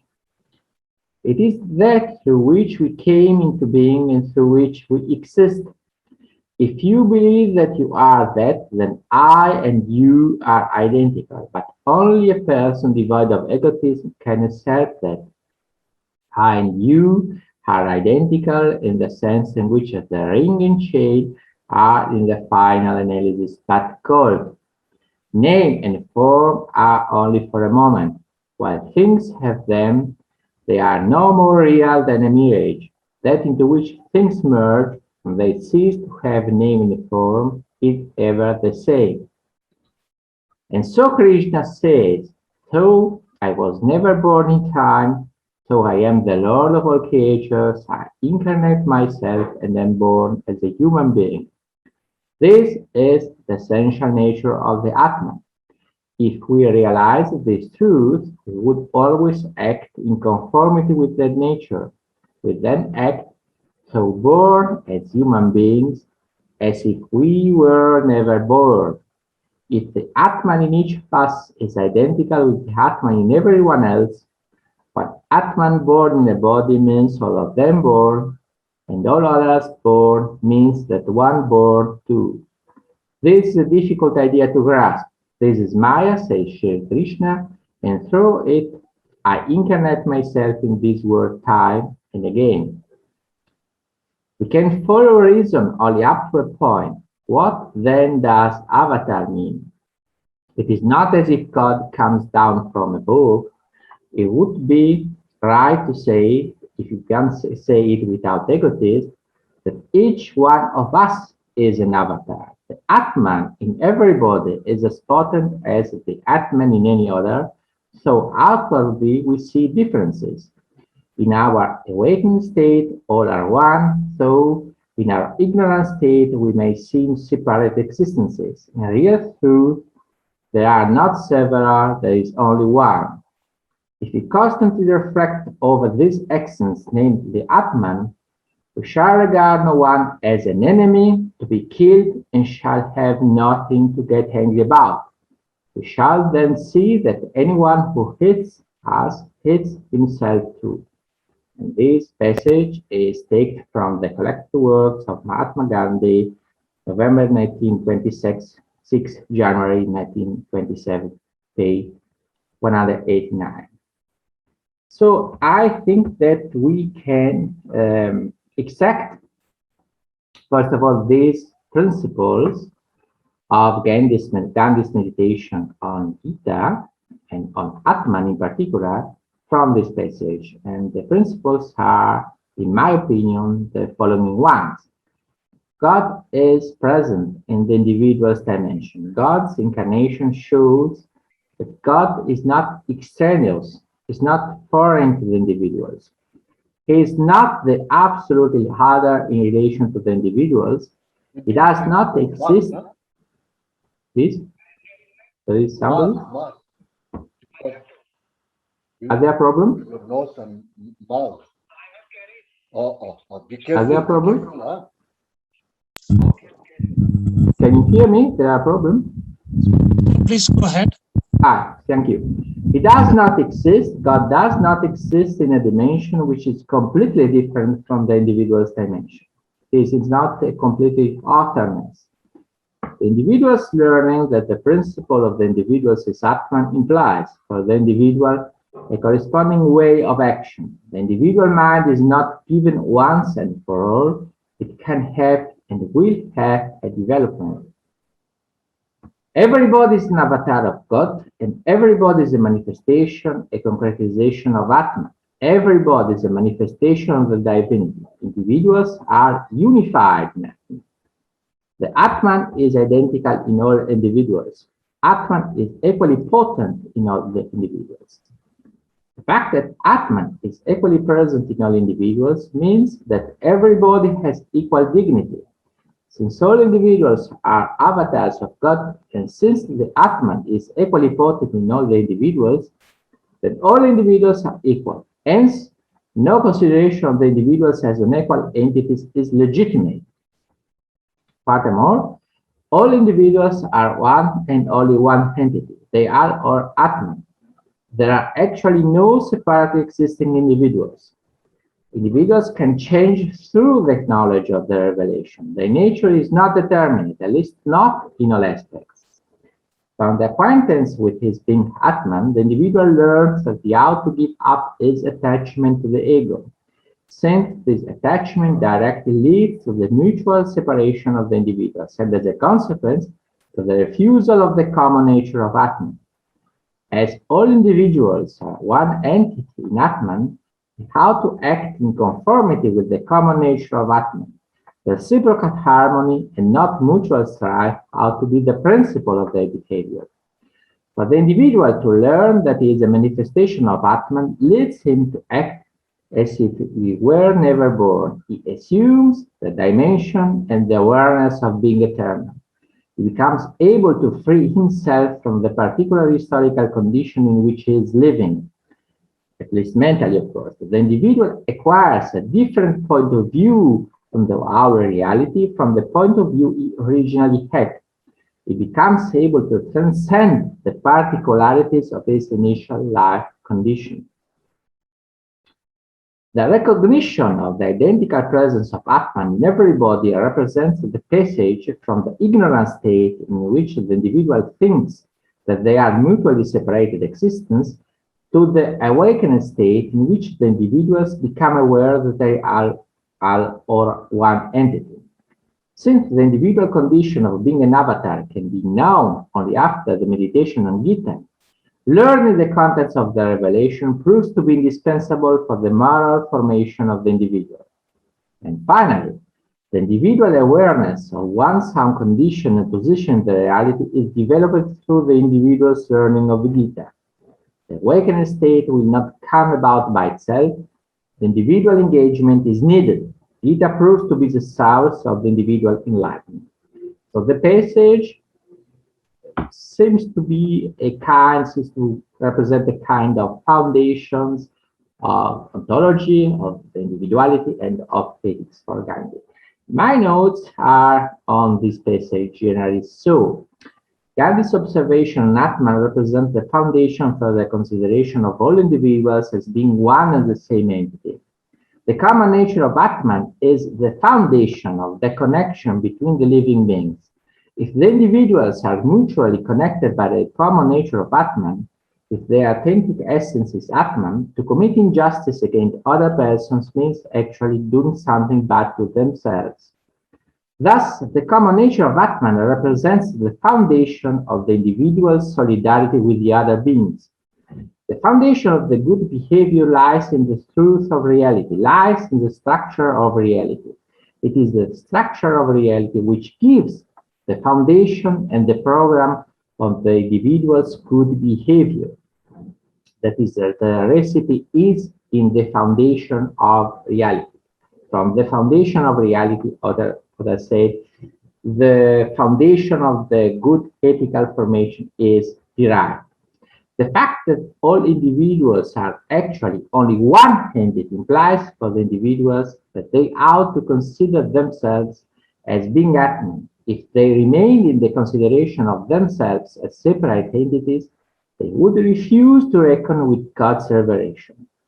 Since the essence of everybody is Atman, all individuals have the same essence. There is actually no separation between individuals, so that there is no enemy, no real enemy. The process of learning the grounds and foundations of reality is for the individuals necessary so that he can arrive at the knowledge of his own condition. The individual helps then to orientate his behavior after the knowledge he has reached.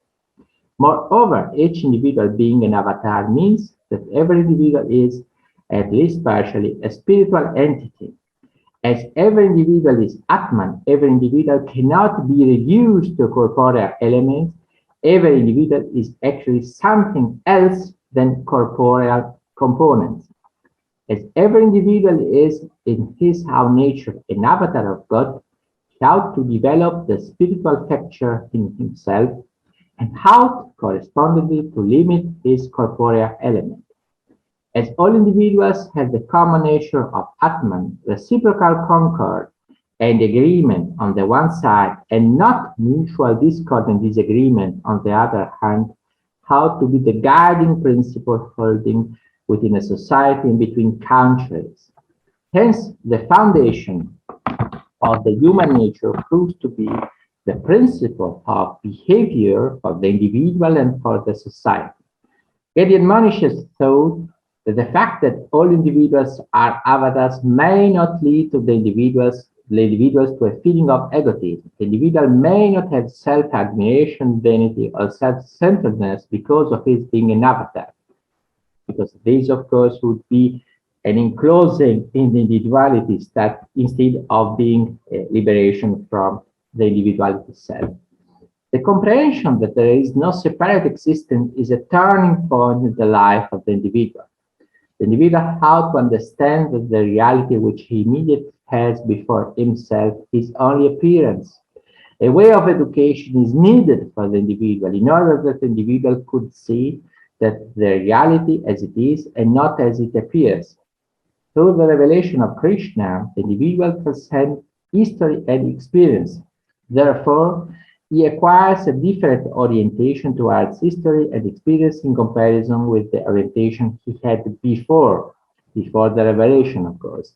The general life orientation of the individual in the reality before the revelation of Gita is completely different from the general life orientation of the individual in the reality after this revelation. Revelation is for the individual the way of transcendence from the particularity of his own position, from the here and now of his own position. Here now is transcended through this revelation and through the common acknowledgement of the common root of Atman, in Atman and through Atman.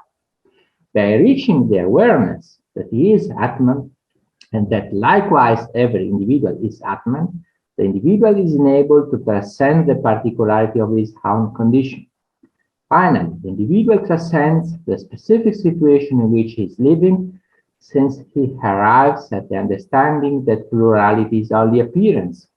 Thus, the individual is transformed through the acquisition of a knowledge of reality into an entity which is different from the entity he originally was, since his outlook on reality has completely changed. The individual changes through Gita. The individual transcends reality as it is given. His consideration of reality is completely different from the initial way of interpreting reality. Reality is no more for the enlightened individual the dimension of the here and now, the dimension of the particularities.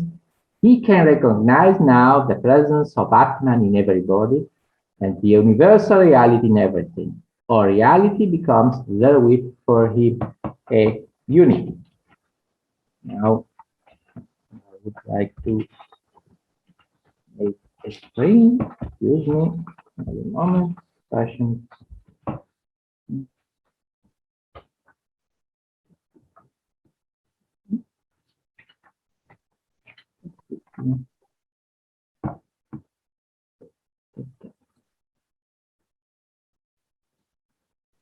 Now, I would like to concentrate the attention to another aspect. That is, I said at the beginning, there are, of course, positive aspects in the revelation of Gita for man. That is the transcendence, the possibility of transcending the particularity of their own situation. But on the other side, Gandhi many times points out that there are also negative aspects connected to the individual and human nature in general.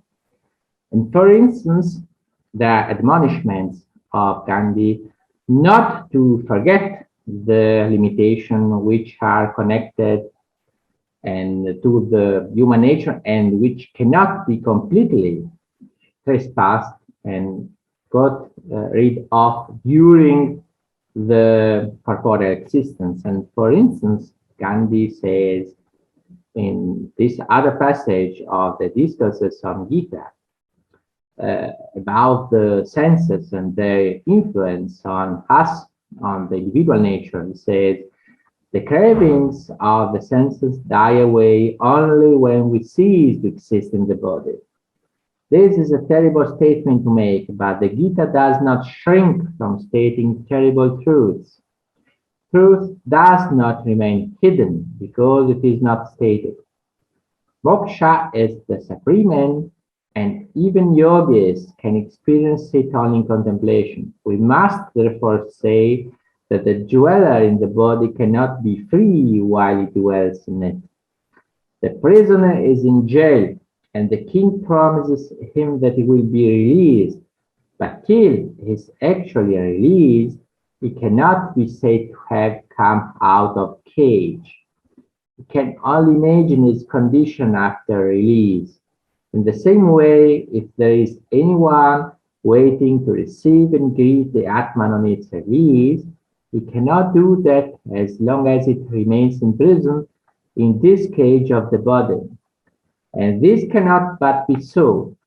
How can it be otherwise that the state, after the release, truth is so profound and great a thing that as we think more and more about it, we realize that to have a direct experience of it, we should completely shed our attachment to the body and yearn every moment for moksha. As we think of moksha in this life, its value in our eyes should daily increase. If it is the most important thing in life, it should be clear to us that it cannot be attained while we live in this body. Till the gate of the body prison has opened, the fragrance of moksha is beyond our experience. Whether terrible or not, this is the truth. That is, in spite of the fact that the truth which expresses the individual condition is hard, the individual ought to learn it to accept it. Gandhi pleads for the knowledge of the truth in spite of its hardness. To know the truth is necessary in order to be aware of one's own limits. The release from the senses can take place only after the end of the corporeal existence. The condition of moksha cannot be reached until the individual lives in the body. The cravings of the senses disturb the individual. The senses are always present in the individual. The individual constitution is condemned to be disturbed by the senses until the individual is in the corporeal dimension. The condition of moksha is a condition which can be reached only through contemplation, even for yogis. Moksha is reachable during the corporeal life only by yogis, provided the yogis are in the condition of contemplation. The individual cannot remain in the condition of contemplation during the corporeal life. And in order to, I can spring a little bit because I would like to put the attention to another aspect which is connected to this one, that is, as regards to the limits posed to the human nature, Gandhi says, on the limits towards ahimsa, it is impossible in this body to follow ahimsa fully. That is why moksha is laid down as the supreme end of life. Violence is inescapable. Evil is inherent in action, the Gita says further on. That is, there are clear limits put to human capabilities. In spite of all efforts, elements of violence and of evil will remain in our nature, or at least they represent a risk for us. And therefore, we must be aware of this aspect. Gandhi clearly states, as regards the possibility to follow and to realize ahimsa in a perfect way, that this realization is not possible for human beings.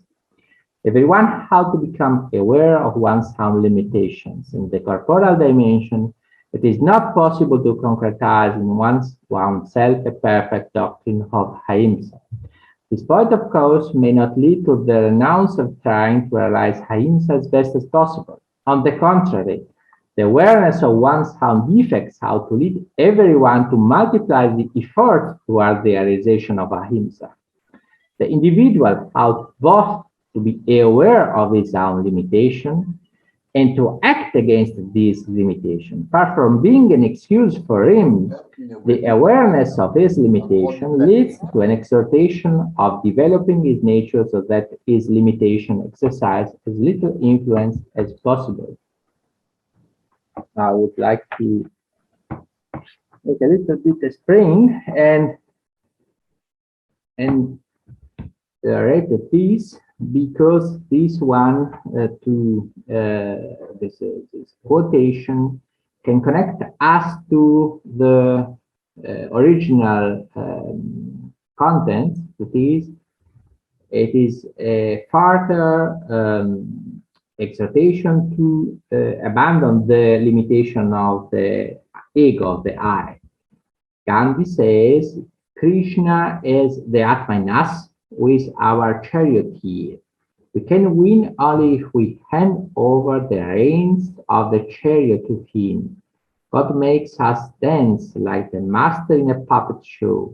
We are smaller than even puppets. We should therefore trust the very thing to God as children to parents.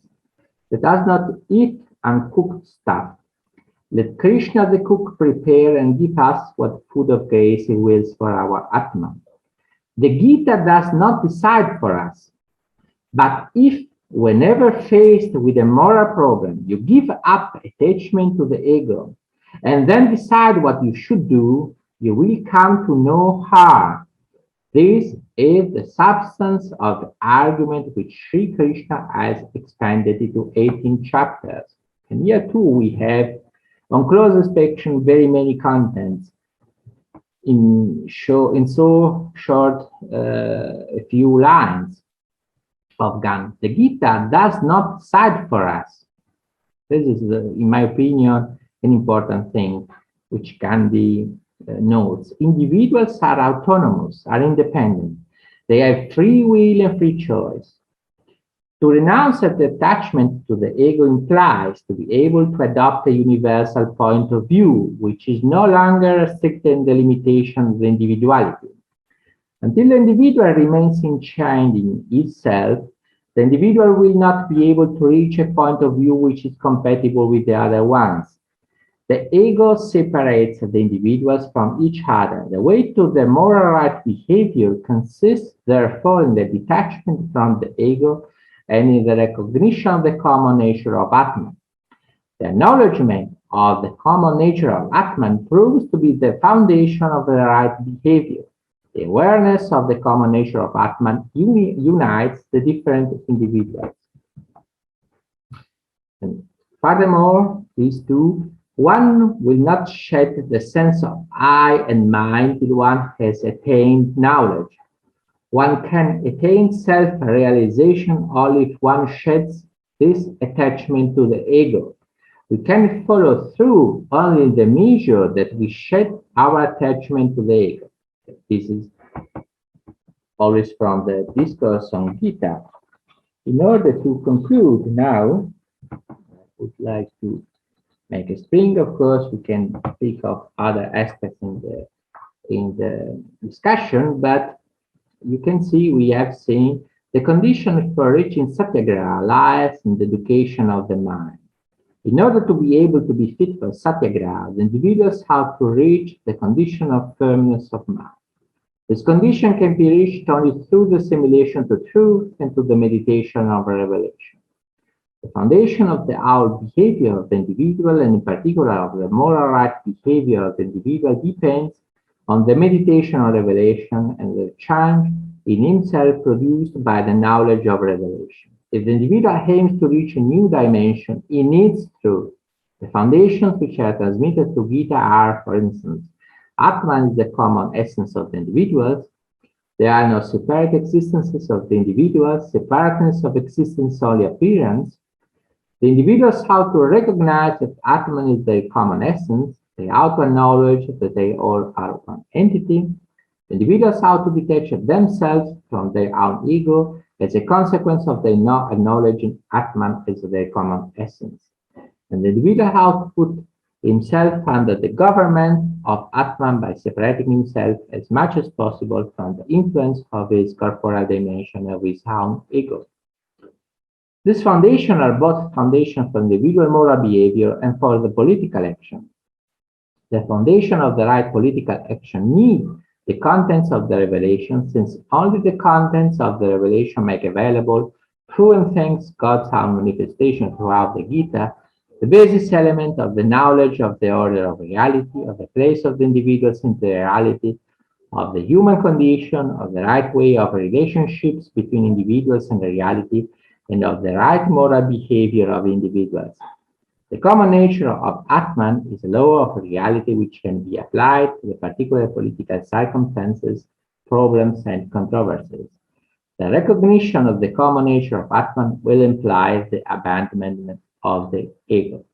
Of course, Gita cannot give the answer to the particular problems of politics, but it can give the due disposition how to handle with the particular problems and questions of politics. The common nature of Atman of all individuals, for instance, could not justify any strategy of marginalization or of exclusion for persons or for groups, since marginalization would amount to go against this common belonging to Atman. Gita's teaching represents, therefore, the constitutive disposition for politics. Gandhi is clear both as regards the authentic aims of the individual life, that is, to strengthen sattva in himself, and as regards the individual responsibility to strengthen sattva in himself. Rajas and tamas have to be put under control. To create sattva have to be the moral aim of the individual life. The individual is not immediately a complete entity as regards his own nature. Its components are given, but the evolution of the components depends on the individual choice. It is a dynamic, not a static entity.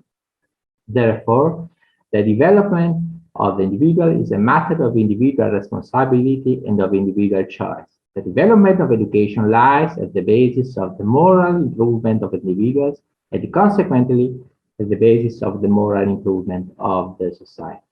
I would only like to conclude with a quotation of Gandhi about Satyagraha, which I have partially alluded to. Gandhi said that us therefore cultivate firmness of mind. So if we do not let the senses distract the mind, it can become fit for Satyagraha. I thank you very much. Thank you very much. Thank you very much, Gianluigi, for your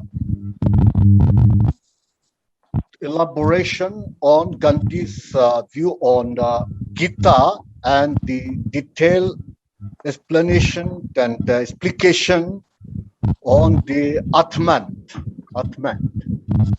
So without taking much time, now I open the paper to the floor for questions and comments, etc. So it is over to the floor.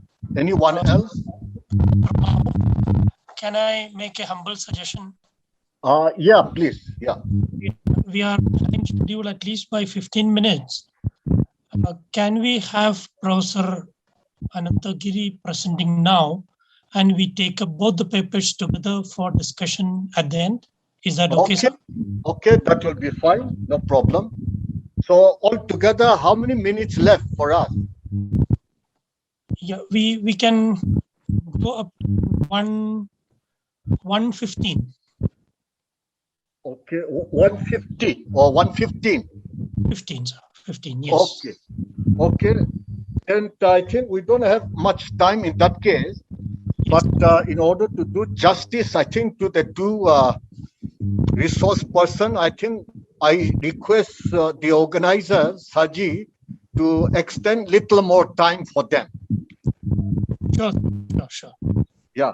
And well, Professor Anantagiri, his biography is very, very colorful He is a prolific writer. He's a very creative thinker. And if I were to read the whole of his CV, perhaps that alone will take 30 minutes. But in short, I would say he is a very, very serious thinker, an original thinker. And he has been attending international and even the national seminars and conferences, very active scholar. He had widely traveled around the world.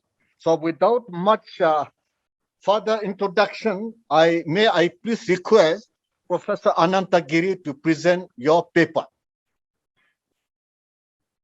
Thank you so much, Professor Mao.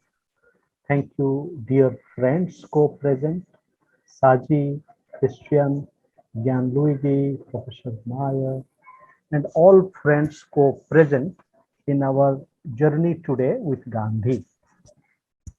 To this very rich conversation, I wish to bring the theme of freedom and responsibility.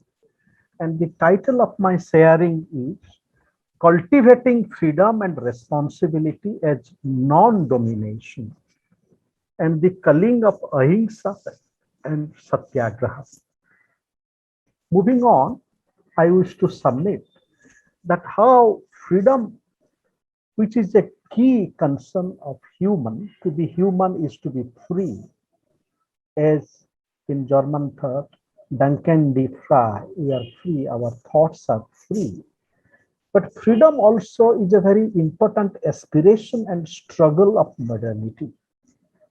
And therefore, we would have to locate Gandhi's striving, especially Swaraj, in the discourse of freedom, both individual freedom and social freedom.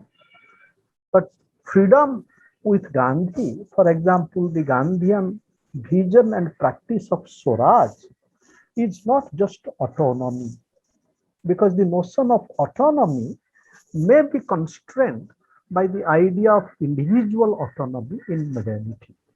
But Swaraj is really a journey of what I call as blossoming, and it is co-realization, where Swaraj, my Raj, again Atman, Gianluigi has made a very important presentation about the Atman. The freedom of my Atman is linked to the freedom of your Atman. Therefore, we would have to understand Gandhian Swaraj as multi-dimensional processes of co-realization. As we come to the challenge of freedom, understanding Gandhi in the context of modern discourses of freedom, we know from Isaiah Berlin the distinction between negative freedom and positive freedom. Negative freedom is basically that we are left undisturbed by social and political order, and positive freedom. But that also includes the challenge of moral, political, and spiritual freedom. In modern political theory, not enough attention has been devoted to thinking about freedom in an interlinked manner. I edited a book in 2009. Christian also has an essay in that book. It is called The Modern Prince and the Modern Sage, Transforming Power and Freedom, in which myself and my respected and deep colleagues and friends, we have explored the multidimensional challenge of rethinking power and freedom. Amartya Sen's book, Development as Freedom, is very interesting, but it also needs to embrace development as responsibility. I wish to suggest that we can relate to our contemporary challenges, for example, through the challenge of freedom and responsibility, and read Gandhi with this challenge of freedom and responsibility. Christian very insightfully referred to Gandhi's critique of notion of rights. And that critique of rights via his discourse of beauty points to responsibility. But which are freedom and responsibility? I want to suggest that in terms of language, freedom and responsibility are not just nouns, especially possessive nouns, prisoners of ego, but they are verbs. And as verbs, they embodied both action and meditation. And therefore, we need to realize them as meditative verbs of co-realization. With this, we can also read Gandhi and get inspiration from Gandhi in rethinking freedom and responsibility as co-realization. Freedom and responsibility also we need to realize as ahimsa, because the whole discourse of freedom has unfortunately not been reflective enough about the reality of violence in self and society. In the name of freedom, we do not reflect much about that how we can inflict violence on the other. Similarly, responsibility also. In fact, the United Nations discourse of responsibility to protect. Many times that responsibility to protect, as it has happened in Afghanistan, okay, you came to this country 20 years ago, and then, as my friend Johanna Smith from Denmark, he says, so when I was visiting him, he said that, do you know where is Osama bin Laden? I said, no. He said that he's living in my flat. And do you know where is Mullah Umar? He's living in my flat. And I say, oh, no, he said, I have named my cat as Osama bin Laden and Mullah Umar.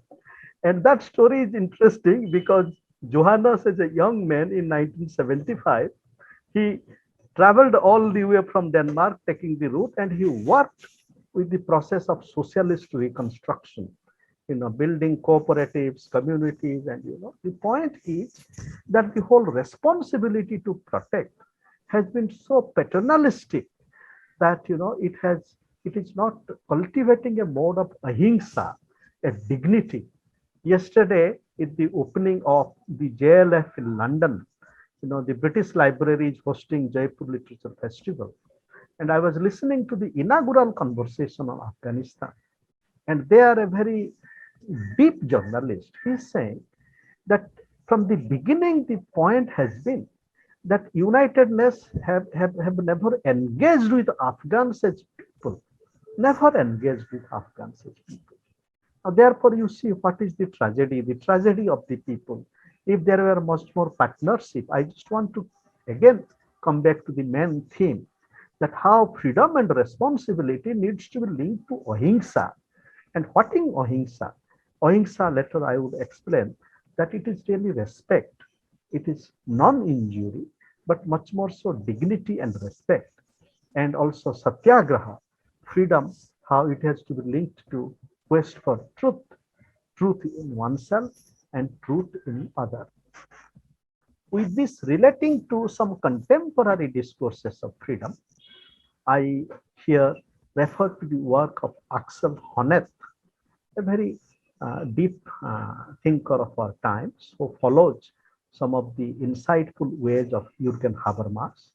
And in his book, Freedom's Right, the Social Foundations of Democratic Life.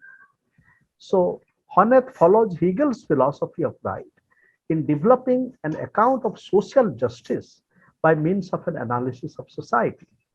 The end result is an outline of society in terms of roles and ethical relations through which individuals can achieve freedom and self-realization.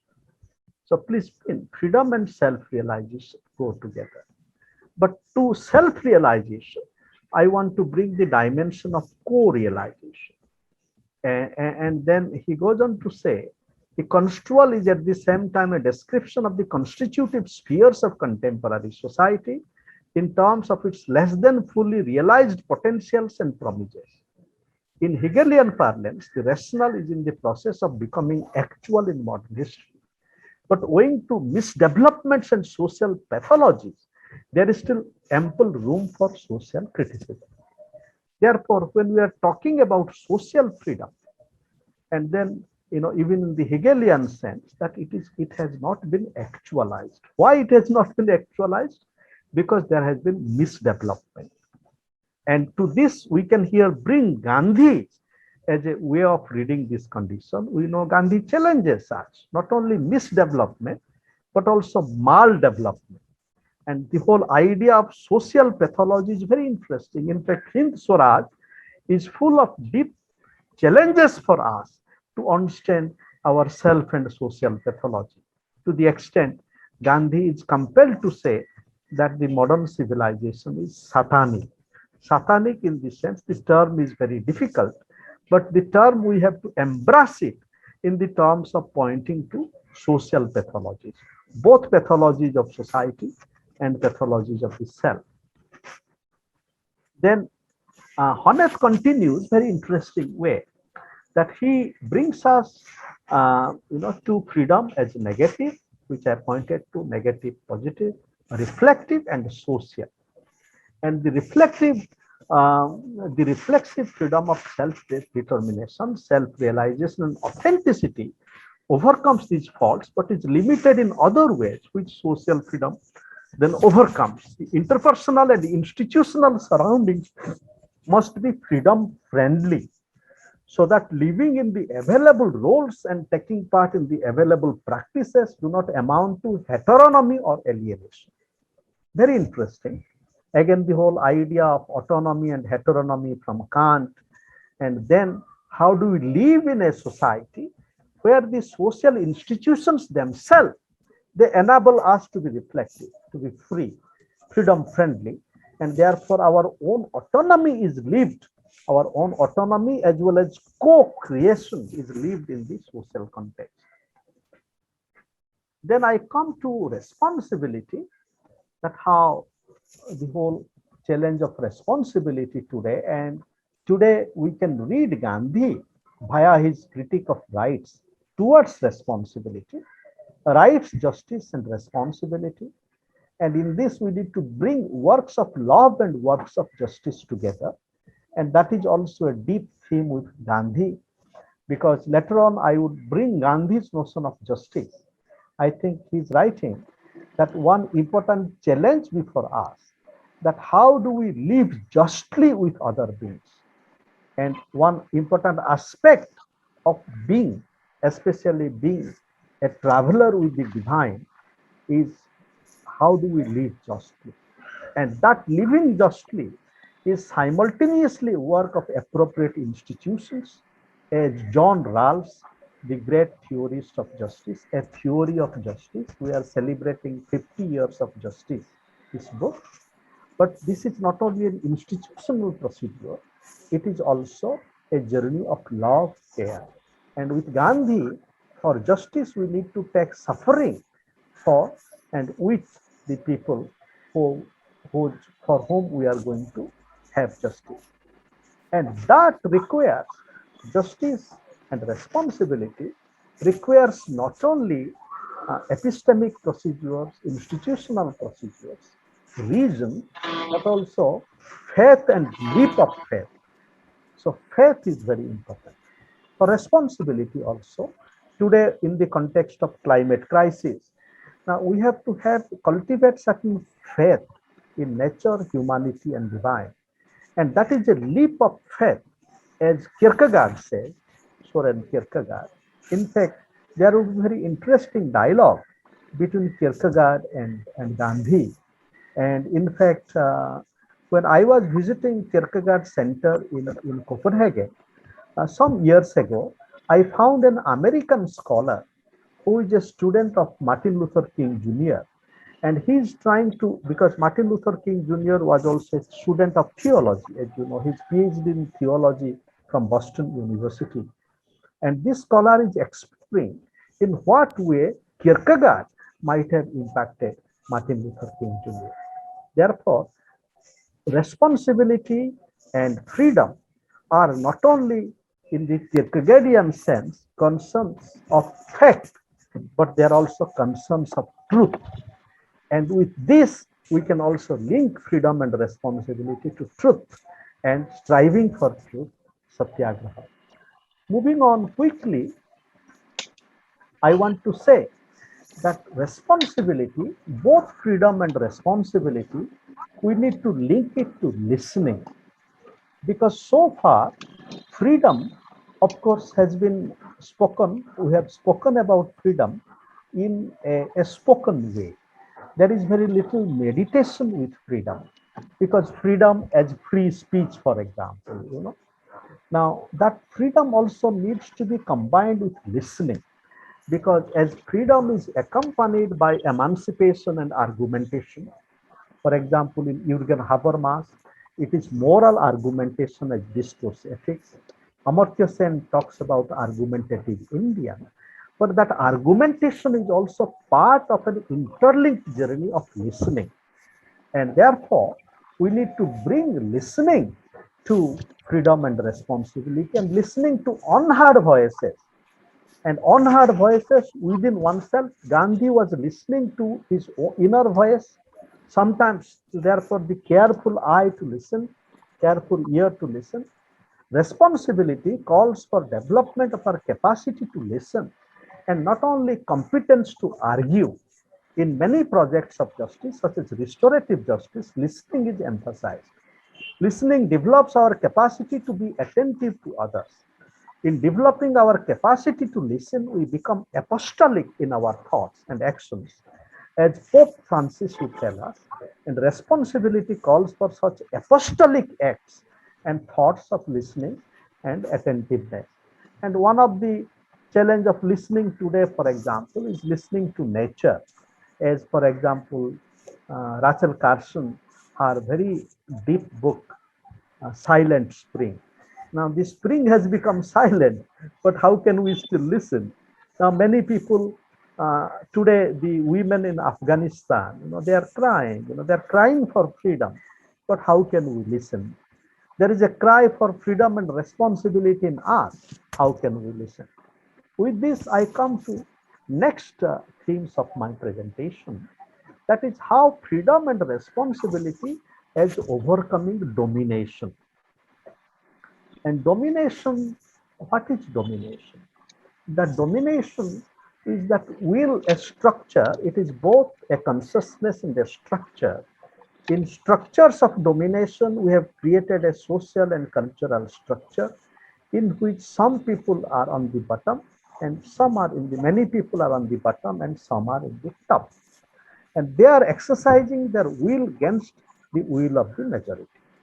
That apparatus of domination creates suffering. As for example, the great American sociologist and historian, Orlando Patterson, his book Slavery and Social Death, and in which he's writing how slavery produces social death.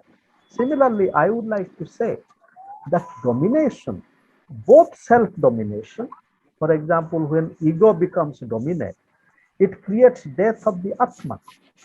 And so therefore, both social and self-domination creates death of the society as well as Atman. There are varieties of domination, as you know, but at the root is the will to power. And what is power? According to Max Weber, power is to exercise one's will against the will of the other. While this is the definition of power given by Max Weber, which is reflected in our experience in social and political life. But Hannah Arendt tells us that power is the ability to work in concert with each other. Therefore, there are two different realities of power, and that view of power can be traced to Spinoza, where Spinoza is talking about power as potential, and it is a constitutive power where we are coming together and creating power. And that constitutive power is very different from the dominant power. So therefore, Gandhi's relationship with power, Gandhi's way of bringing people together and generating power, it resonates with thoughts of Hannah Arendt and also Spinoza, that constitutive power. In fact, in contemporary reflection on democracy, I remember two very important thinkers almost 15 years ago wrote a book called Empire by Michael Hart and Antonio Negri, in which they relate to Spinoza's notion of constitutive power as the foundation of democracy. And that is also very resonant with Gandhi. Therefore, domination in various forms, for example, caste, class, and gender, so they create suffering. And how can we overcome domination? And overcoming domination requires a continuous process of political and spiritual sadhana and struggle. For example, here I refer to the works of Professor Manoranjan Mohanty. His idea of creative society, he writes, creative societies embodies a methodology of viewing society in terms of liberation from multiple dominations: caste, class, race, ethnicity, and gender, and many more yet to be discovered sources of domination. And it points at processes already active or yet to be articulated, seeking to reconstitute society.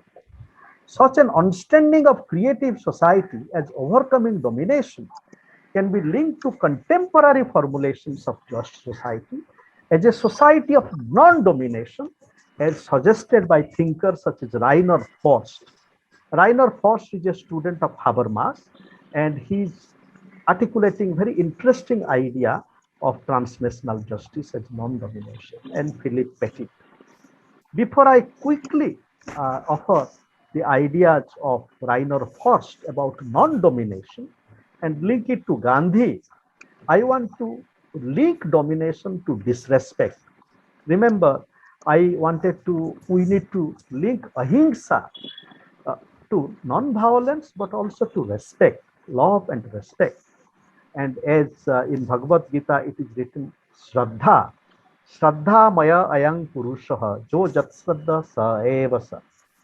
This Purusha is animated by Shraddha and respect. Shraddha, respect, and love. So, Axel Honneth, who has written about social freedom, also wrote a book called Disrespect in 2007, and in which he is also talking about social pathology. Any relationship of disrespect is pathological. So therefore, and Gandhi was struggling with disrespect and how he wanted to bring dignity to each one of us. And Honneth writes, in order to speak of a social pathology, we require a conception of normality related to social life as a whole. The immense difficulty involved in this project has been made evident by the failure of social scientific approaches that have sought to fix functional requirements of society solely through external observations.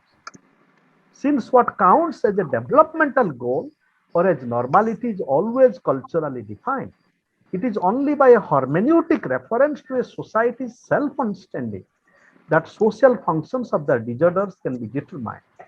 Thus, we may have a defensive possibility of speaking of social pathology within a culturally contingent notion of normality, since we can limit ourselves to an empirical description of what a given culture regards as disorder. Then this line is very important. A paradigm of social normality must therefore consist in culturally independent conditions that allows society's members to experience undistorted self-realization. And here is a thread, a bridge to Gandhi's vision and practice, that how by acknowledging disrespect that is there, we transform disrespect by creating conditions which allows us to experience undistorted self-realization. And that undistorted self-realization also involves, for example, working with three gunas, tamas, rajas, and sattva. So Satyagraha comes here in this way, that when there is a distortion in self and society, we are too much blackened by tamas, darkness, and rajas, power, and just resisting power, as Foucault would do, is not adequate. We must need also a truth dimension to our resistance of power. So moving on, now I want to very quickly present this whole idea of non-domination, that how justice means to create conditions of non-domination. Rainer Forst, in his book, he's taking today in our globally connected world, we are confronted with the challenge of transnational justice.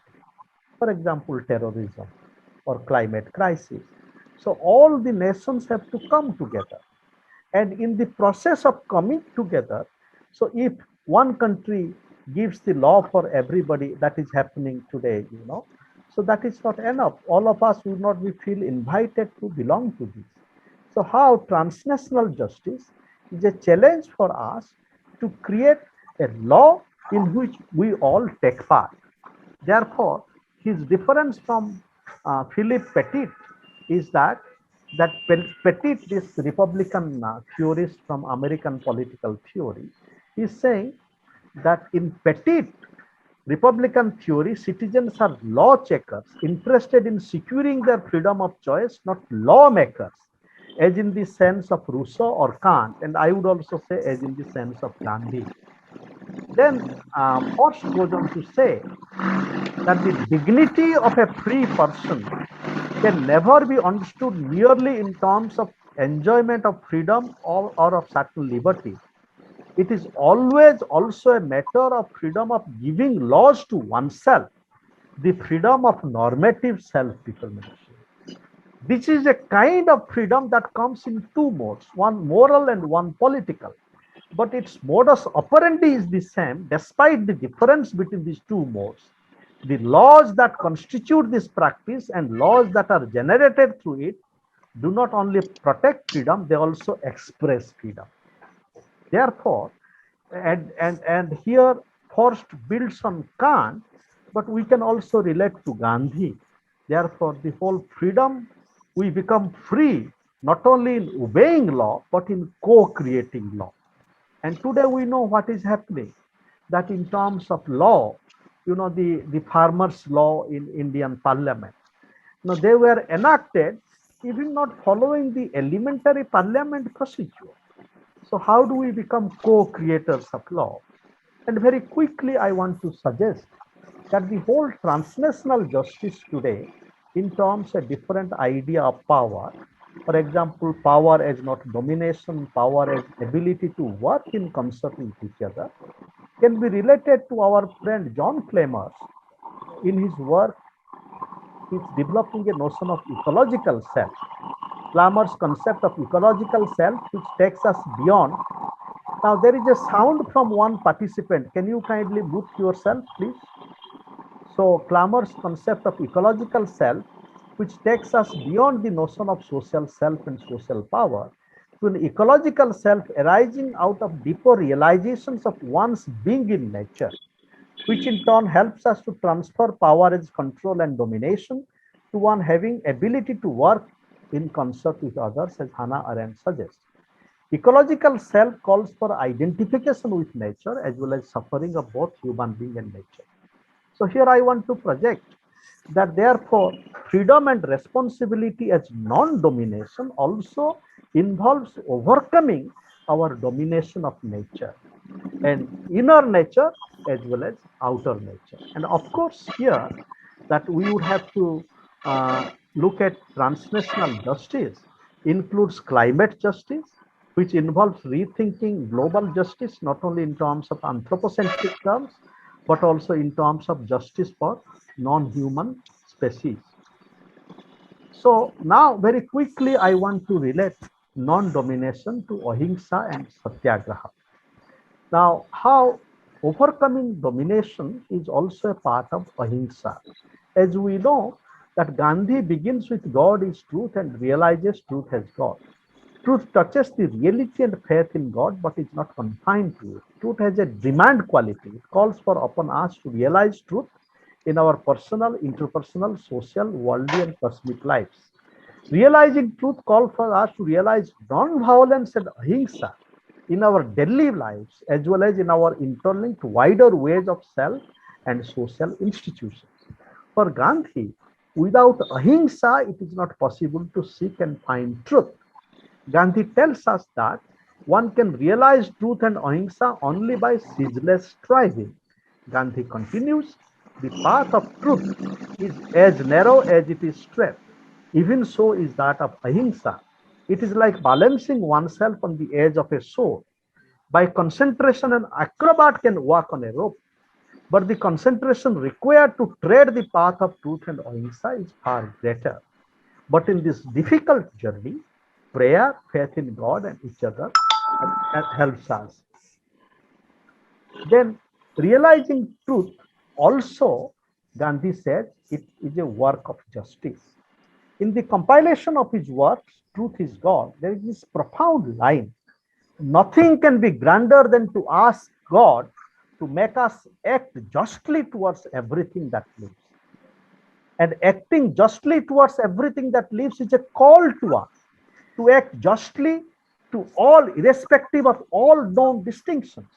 For example, acting justly not only means to self, but also to the other, not only to the members of our own family, but to the human family and to both animate and inanimate objects in the universe. Our prevalent theories of justice, such as John Rawls, is limited to nation state. Therefore, to act justly, we would have to be with the nation state and beyond, and of course with all creatures, living or non-living. And I develop this part in this slide. I move on to other issues very quickly. So it is in this context that today, in the way that our life is interlinked not only with other humans, but also all beings, and therefore reference to Jagdish Chandra Bose, that Gandhi's reference is so. And interestingly, Dipesh Chakrabarti, Dipesh Chakrabarti, who comes from that Bengali Enlightenment tradition, a very deep scholar. So in his book on the climate of history in a planetary age, now Chakrabarti is referring to Gandhi as an exemplar. And he's writing, Gandhi shows us an example of how to live justly with other beings. Gandhi also shows how we can walk lightly and with light with our Mother Earth, becoming her worthy children and custodians. And here, as reference was made to ecological yoga by our first respected speaker, I want to bring my friend Shailesh Rao, an ecological yogi born in India and working with the United States. In his Carbon Yoga, Shailesh Rao invites us to understand the distinction between caterpillars and butterflies. The former swallowing up everything into themselves, while the latter coming out of the caterpillar and spreading pollination of new possibilities from one flower to the other. Our climate collapse is being caused by the caterpillars. The caterpillar dimension of ourselves, and here Gandhi helps us to realize and awaken the butterfly dimensions of ourself and society and be butterflies. And then this also embodies ahimsa. But what is ahimsa? The many dimensions of it. To act justly to all beings, we need to embody love and ahimsa. We need to embody non-violence and ahimsa in our myriad relations, personal, interpersonal, and institutional. We also need to practice non-injury or ahimsa in our thinking. Just outward non-violence is not enough if it is not accompanied by inner ahimsa and non-injury in our modes of thinking to self, other, and the world. Gandhi helps us both in relational ahimsa, inner ahimsa, cognitive ahimsa, epistemic ahimsa, because there is a lot of violence in the name of epistemology, as my friend Boaventura de Sousa Santos writes in his book, Epistemologies of the South, struggle against epistemicide, and of course ontological ahimsa. Violence is not only part of our thinking, but also our modes of knowing and being, what are called epistemology and ontology. Much of modernist ways of knowing and being are saturated with violence, such as modernist science, with its violent methods of vivification, and modernist ontology, which is teached with an ontology of mastery and domination of others, including nature. So I'm concluding in a few minutes. Therefore, ahimsa philosophically can be linked to efforts like R. Sundararajan's, who in his book Beyond the Crisis of European Sciences, New Beginning, is saying that while knowing, not only we know of, but know together with, because knowing of is objectifying, but knowing together with is overcoming the subject-object dualism, which becomes one source of cognitive violence. Gianni Vattimo, the philosopher from Italy, who talks about weak ontology, and not only strong ontology. And Sabelo J. W. Getsani, my friend from Africa, South Africa, who is currently in Germany, is talking about the onto-decolonial term. All these we can bring together in a contemporary engagement with Gandhi. And that ahimsa, and here one of my final submission, that Gandhi links to being with the divine. The meaning of divinity is that I want to invoke that divinity within me. And ahimsa is a way of being divine, as Gandhi tells us. We become godlike to the extent we realize non-violence. This is a profound statement. We become godlike to the extent we realize non-violence. In the same spirit, we can also realize that we become godlike to the extent we become just. We are just. Being just means to share and not be bound by possession, as Paul Ricoeur would tell us. Ahimsa calls for non-possession or aparigraha, and renunciation as renunciation calls for ahimsa. Gandhi tells us perfect renunciation is impossible without perfect observation of ahimsa in every shape and in every form. And this is the final thought from Gandhi, and he's saying that he's giving a very interesting analogy here, and Christian can make a very deep study of it. He's writing an infinitesimal quantity of it, like radium, can change things, Similarly, he's saying, I'm not reading everything, he's saying that a little bit of non-violence can really change the whole thing, So any little step that we do, and I'm saying that any little step that we do of ahimsa, any little step that we do towards justice, then helps us to realize ahimsa and justice in society.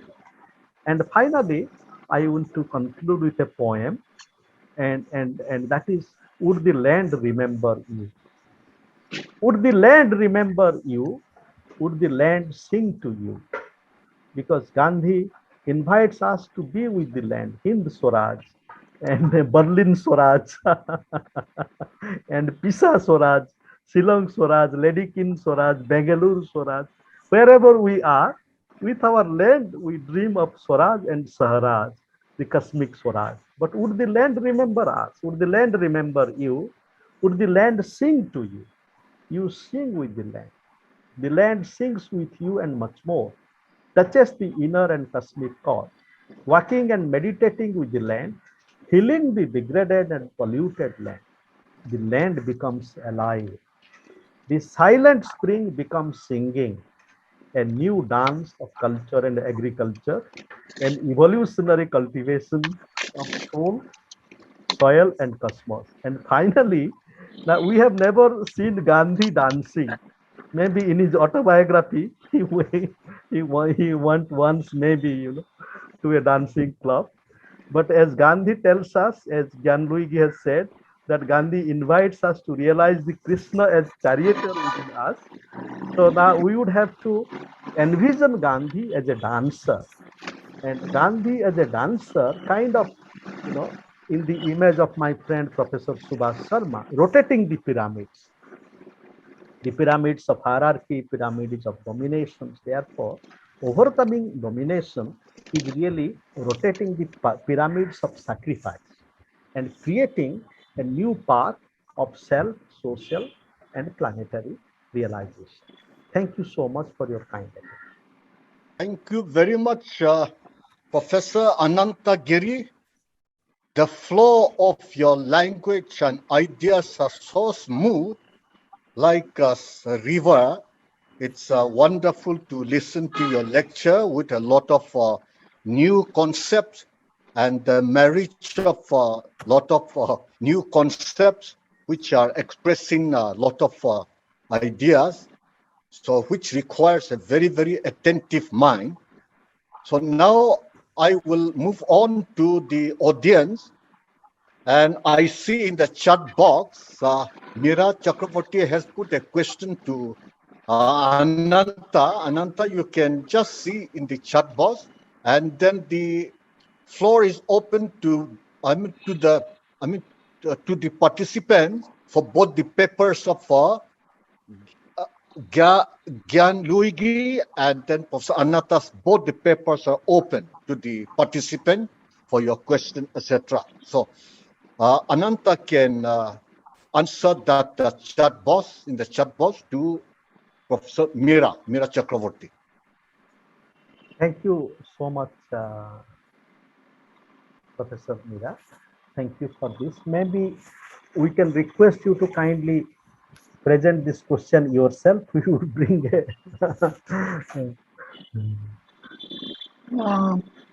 okay, I said that how do you contextualize through both negative and positive freedom, critical trajectory of an to reflect the social reality, because the development of human agency is from an iconoclastic approach is always inherent in that, and these binaries, positive and negative freedom, how these can be dealt with in that. So I mean, thank you. As always, your paper is very rich and informative, and we have to run behind you to catch all those concepts. So I just took one. The rest we can talk later. Thank you so much. So, in a spirit of co-thinking, if it is all right, so we can have a few more thoughts together. And I am just thinking about this very deep question. And can we come back a little later, please? And I also request Professor Mao, if it is all right, we can, because of the paucity of time, we can take a few questions together, both myself and Luigi, and we can come towards the end. Is it okay? Yes, that is also okay. For the participant, you can please ask questions to both of them.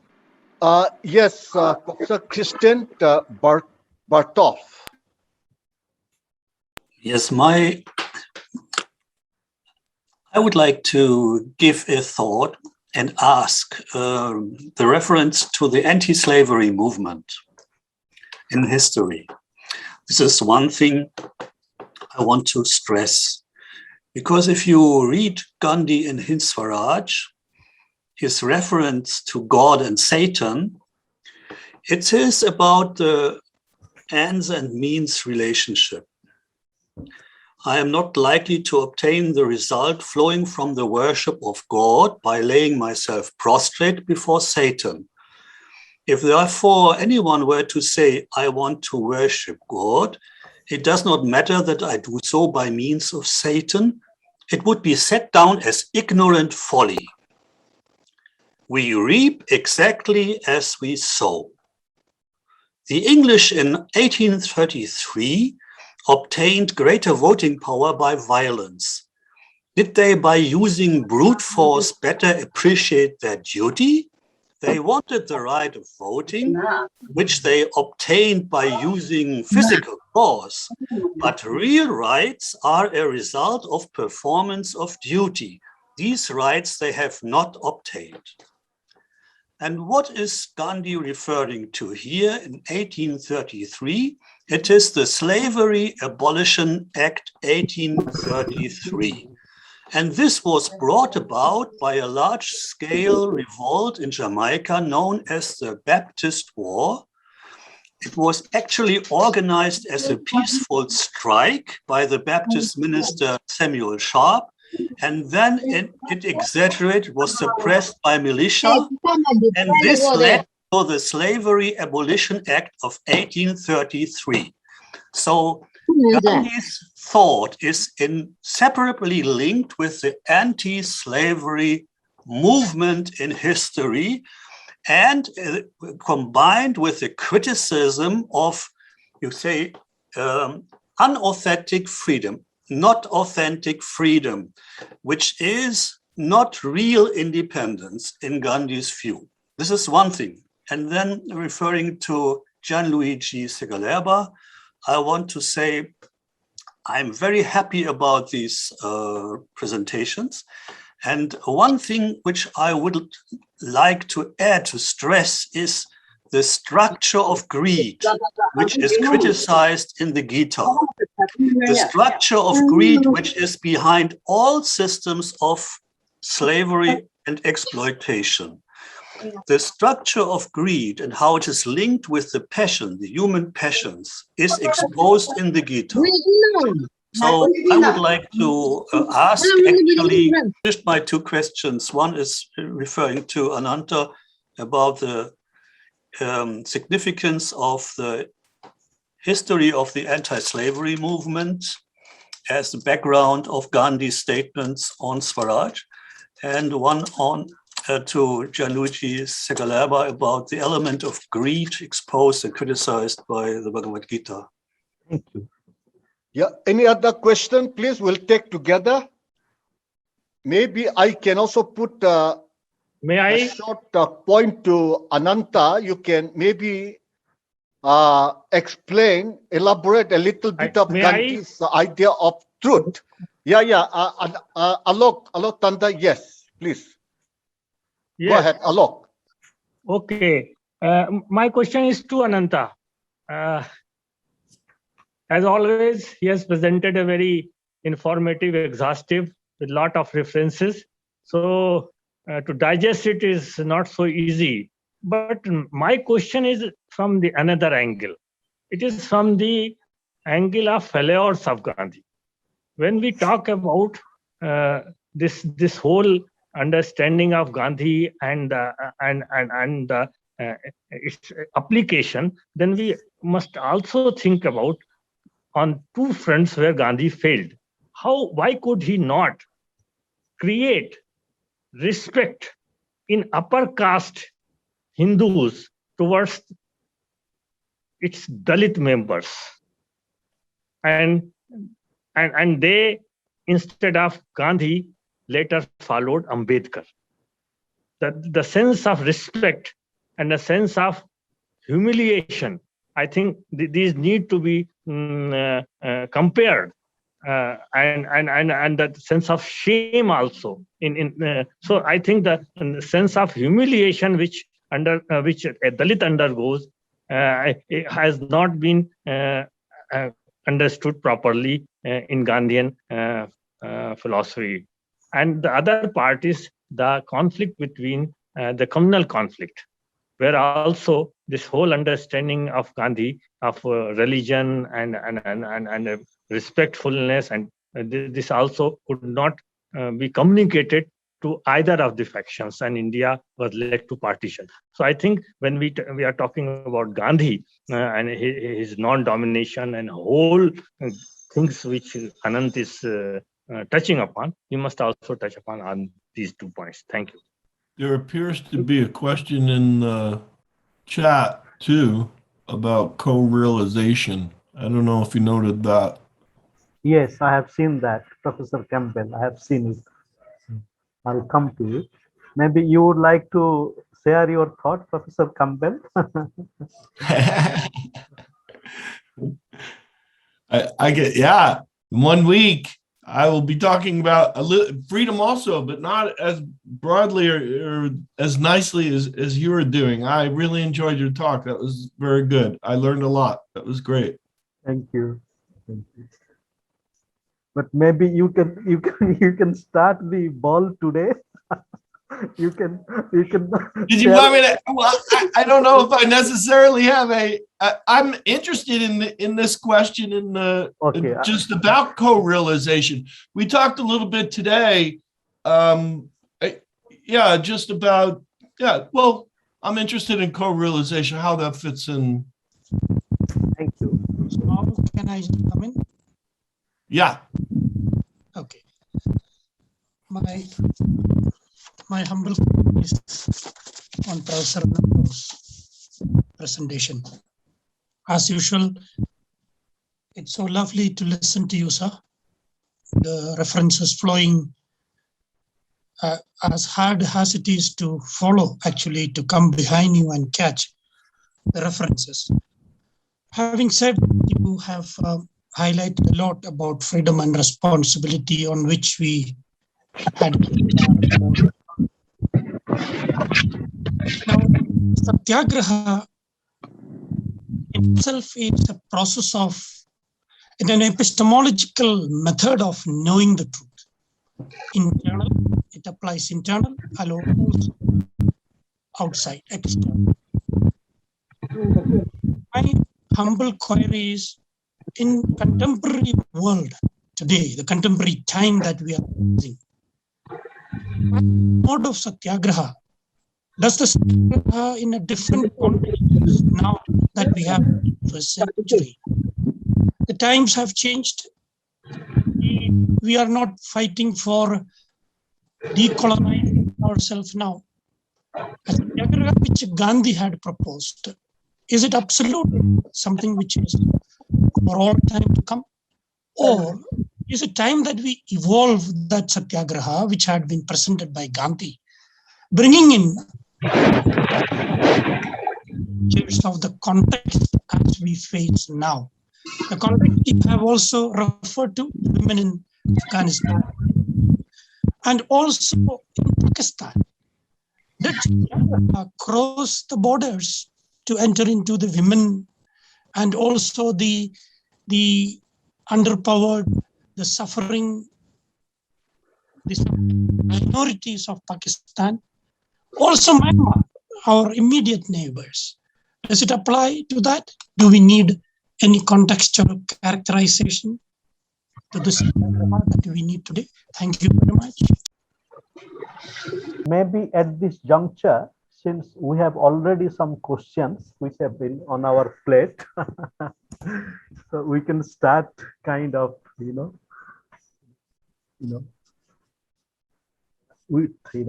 think with these questions. But before I come, Professor Mao, maybe you would like to invite Luigi to first say, and then I would come. Yes, I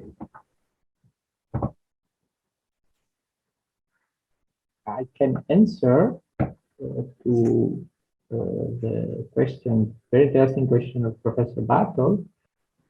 Yes, for sure, the theme of greed is very important.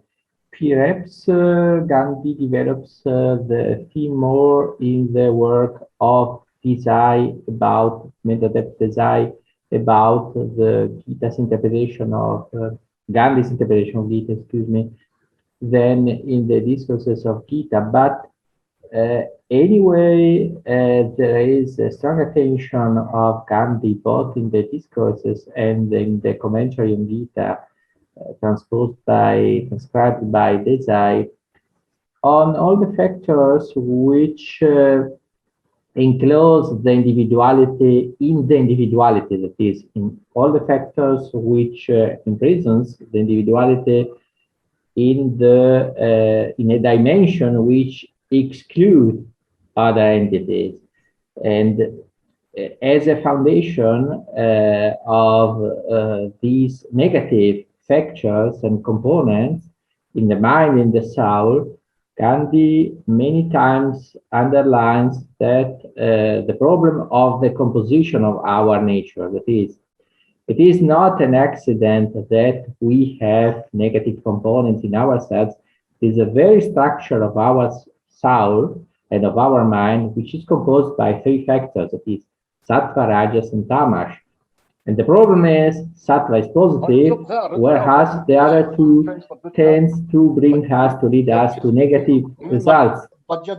And therefore, education is so important, meditation is important, practice of virtues is important. But the general question is, we as human beings and the whole universe, says Gandhi, are composed of composite entities. And unfortunately for us, there are components and elements which are negative.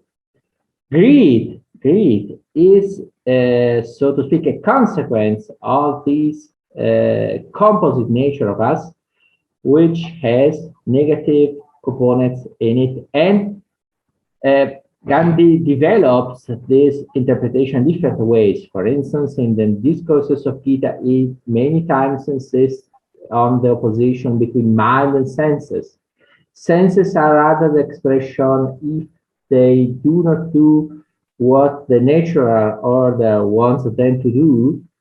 These are when they go beyond their limits and beyond their natural functions, Senses are the expression of tamas and of rajas, that is, of the negative component.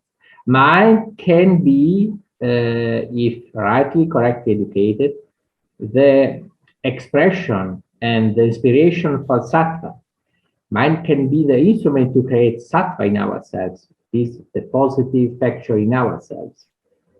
But this cannot eliminate completely the influence of the senses because we have these negative components ourselves. And greed is, and all that is connected with greed, of course, is a direct expression of the negative components that we have in ourselves. And for instance, yes, I would say mind and senses or other opposition, which you can find in the text in the meditation of Gandhi, opposition between mind and senses, opposition between the conception of Atman in ourselves and that which brings us, on the contrary, to the enclosing in the individuality and so on. All these oppositions, which are expressed by Gandhi in different ways, are related to this difficult status of ourselves, that is the status of and the condition of being composite things, composite entities within the corporeal dimension. Also the opposition, of course, between mind and body. Greed is a direct consequence of this natural component. Thus, it is, I have the impression, through Gandhi's meditation, it is not completely eliminable. It can be limited, of course, but it is not completely to be defeated within the corporeal dimension, which, of course, does not mean at all that we can say, well, I am so, and then I have to accept myself as I am.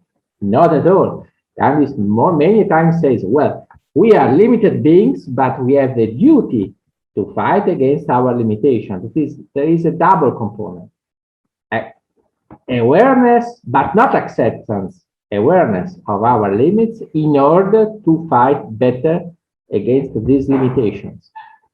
The awareness, the acknowledgement, the conviction of our limited essence implies that we have to try and to engage ourselves as much as possible during our life to limit the influence of the negative components in ourselves.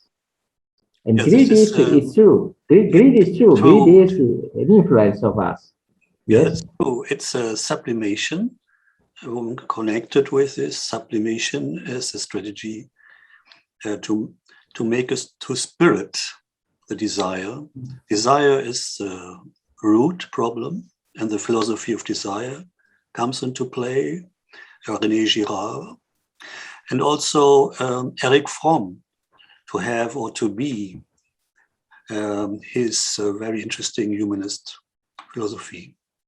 Thank you very much. If I may, only a thing. I think that, well, a theme which could be or perhaps should be developed, not only with reference to Gandhi's thought, of course, also in reference to Gandhi's thought, as in my opinion, extraordinary similarities, likenesses between Gita's thought of the composition of human beings in the soul, and not only the soul, and some aspects of Plato, because it is incredible the likenesses which we have between Plato's soul, and also in Plato we can always say we are limited beings, because Plato says this many times. We are not God. We are not God. We are limited beings, but we have to fight against our limitations, which is real. It is very, very similar to some aspects of Gandhi and of Gandhi. Thank you very much. Thank you. And now, with the questions that are with us, beginning with Professor Mira Chakrabarty's very important question about contextualizing negative freedom and positive freedom. Yes, that is very important because these names can be misnomer. Negative freedom is not just negative freedom.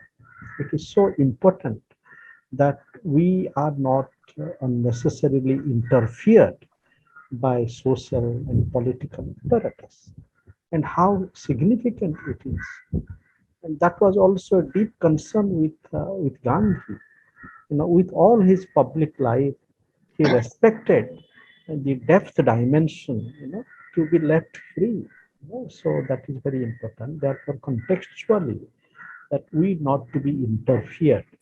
There is a lot of contextual necessity for it.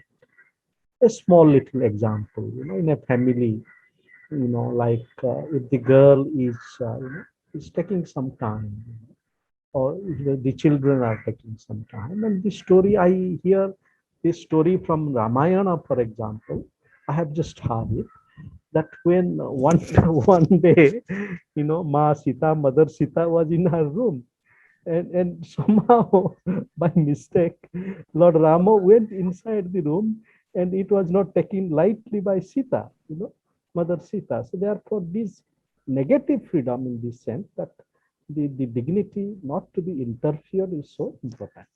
Therefore, these are contextual things.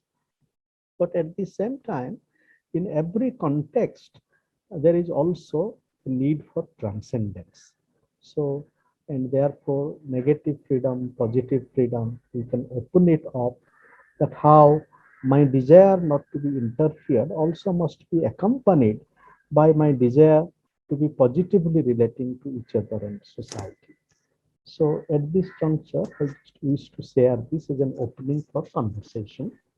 Then Christian, thank you for bringing the anti-slavery movement. Yes, it is so important to understand Gandhi, and it has been a very deep learning for me. I would like to take this further, and no wonder then, that how in USA now Gandhi had a very deep reception among the African Americans. It is in fact the very deep study of my respected friend Professor Purushottam Bilmoria, a very deep philosopher of our times, and his study shows that from the very beginning, how the press in the Afro-American sphere, they followed Gandhi very deeply with a lot of love and attention, and of course Martin Luther King, and that tradition continues. And I hope Kamala Harris would be able to keep that up after meeting with our Prime Minister yesterday. And then about the question of co-realization, Dr. Sabita, thank you very much. Because the Swaraj as co-realization, now we listen to Gandhi time and time, and he's saying that he's not only fighting for the freedom of India, he's also fighting for the freedom of Britain, because many of the people who have become slaves, they have been enslaved, they have been made unfree about their real nature. He's saying that it is an illusion to think that you can dominate others, and how it has really killed the potential of the Britishers. Therefore, the non-violent freedom struggle of Gandhi was also a way of freeing many people in Britain from their own imperial domination, and many people didn't like that, because Charles, C.F. Andrews and many others, many movements within the British realm, they were deeply critical of the kind of domination, slavery that their society is imposing upon themselves and others. That is the point. So therefore, Gandhi's freedom struggle was a co-realizing moment, in the sense that it was also a help to the British colonists to free themselves from their own colonial yoke.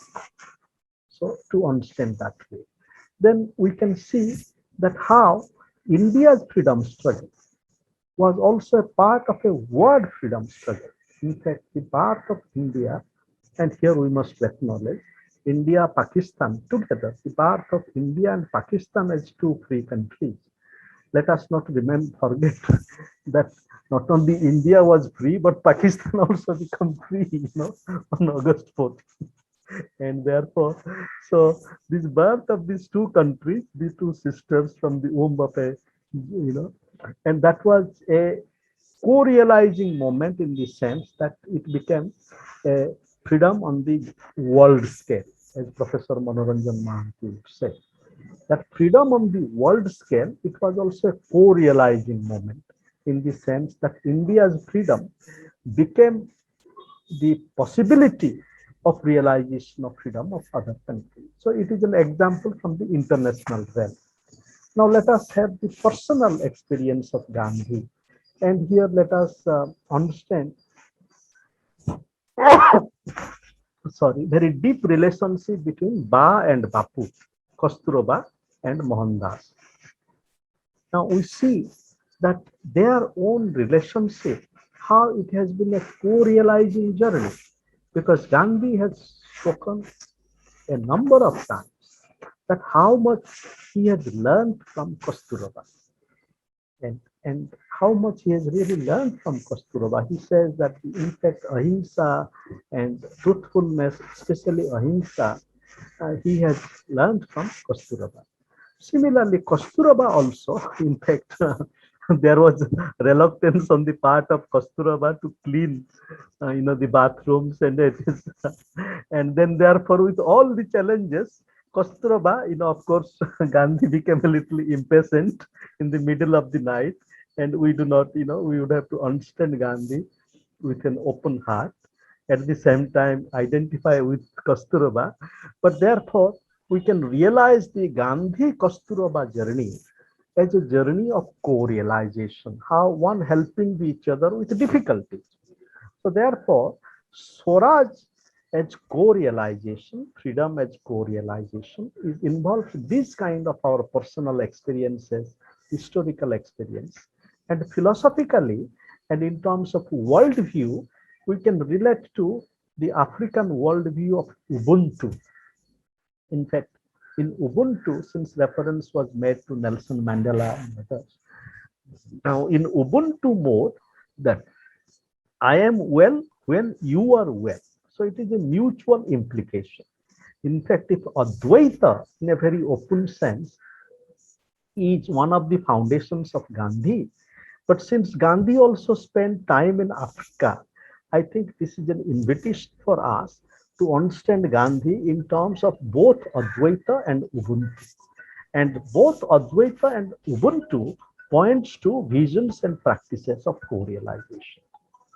And about Xavier, Professor Mao's questions about truth, maybe Professor Mao at that time, he had to give space to Dr. Alok Tandon. Maybe you would like to expand your question, please, Professor Mao? Sure. Now, Gandhi, here, it may take one minute. I just want to read this paragraph from Gandhi. Gandhi writes, the word Satya is derived from Sat, which means being. Nothing is or exists in reality except truth. That is why Sat or truth is perhaps the most important name of God. In fact, it is more correct to say that truth is God than to say God is truth. But as we cannot do without a ruler or a general, such names of God as kings or the Almighty are and will remain generally current. On deeper thinking, however, it will be realized that Sat or Satya is the only correct name for God. And where there is truth, there is also knowledge which is true. There is no truth, there can be no true knowledge. Devotion to this truth is the sole justification for our existence. All our activities should be centered in truth. Truth should be the very breath of our life. Generally speaking, the observation of the law of truth is understood merely to mean that we must speak the truth. But we in the ashram should understand the word Satya or truth in a much wider sense. There should be truth in thought, truth in speech and truth in action. To the man who has realized this truth in its fullness, nothing else remains to be known, because all knowledge is necessarily included in it. So this reading from Gandhi tells us that, for example, Gandhi's very deep journey with truth, therefore, from God as truth to truth as God, truth as God. So truth makes us open. And of course, Gandhi, in a philosophical sense, that he is not imprisoned within the dualism between absolute truth and relative truth. And therefore, Gandhi, there is an absolute, but that absolute is also working in the realms of where we are. And therefore, that we would have to realize truth as not only absolute or relative, but as relational.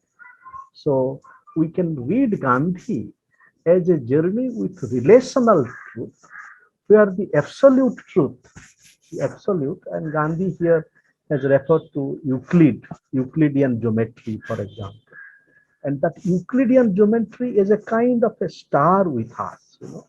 So similarly, absolute truth is a star with us, but in our realities of life, in our day-to-day journey with truth, so we make a journey with truth, and sometimes we fail, we rise up again. So therefore, that continuous sense of sadhana, the sadhana of truth, is there with Gandhi. And that way, that also vibrates with, resonates with another thinker like Sri Aurobindo, for example. In Sri Aurobindo, truth is also very important. And now relating to Saji's question about, I would come to Dr. Tandam's question about failure of Gandhi towards the end, just because we are talking about truth. We can here bring Saji's deep question also here. That Satyagraha today, now as Gandhi says, that some of these foundations are eternal. For example, non-violence. For example, truthfulness.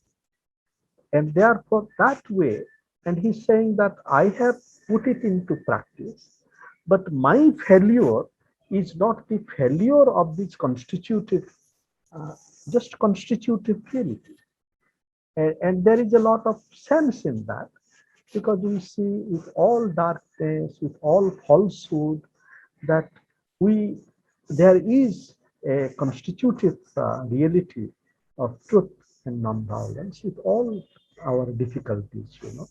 And even if we look at the most difficult cases of violence, for example, now I have read from the press that one journalist from Calcutta, I have not read, but I have been told, he left Afghanistan, and he's narrating how the Taliban, they helped him, you know, to really come out of the country. Therefore, one-dimensional picture that as the Taliban, as the monsters, you know, it does not do justice, because there are many individuals who have really helped people, you know. So that kind of contextuality, each person is a person. Some people, you know, are very violent. Many people also try to help each other. So therefore, Satyagraha in our contemporary world, so we would have to embody it in manifold ways, including truthfulness, Satyagraha as resistance, for example.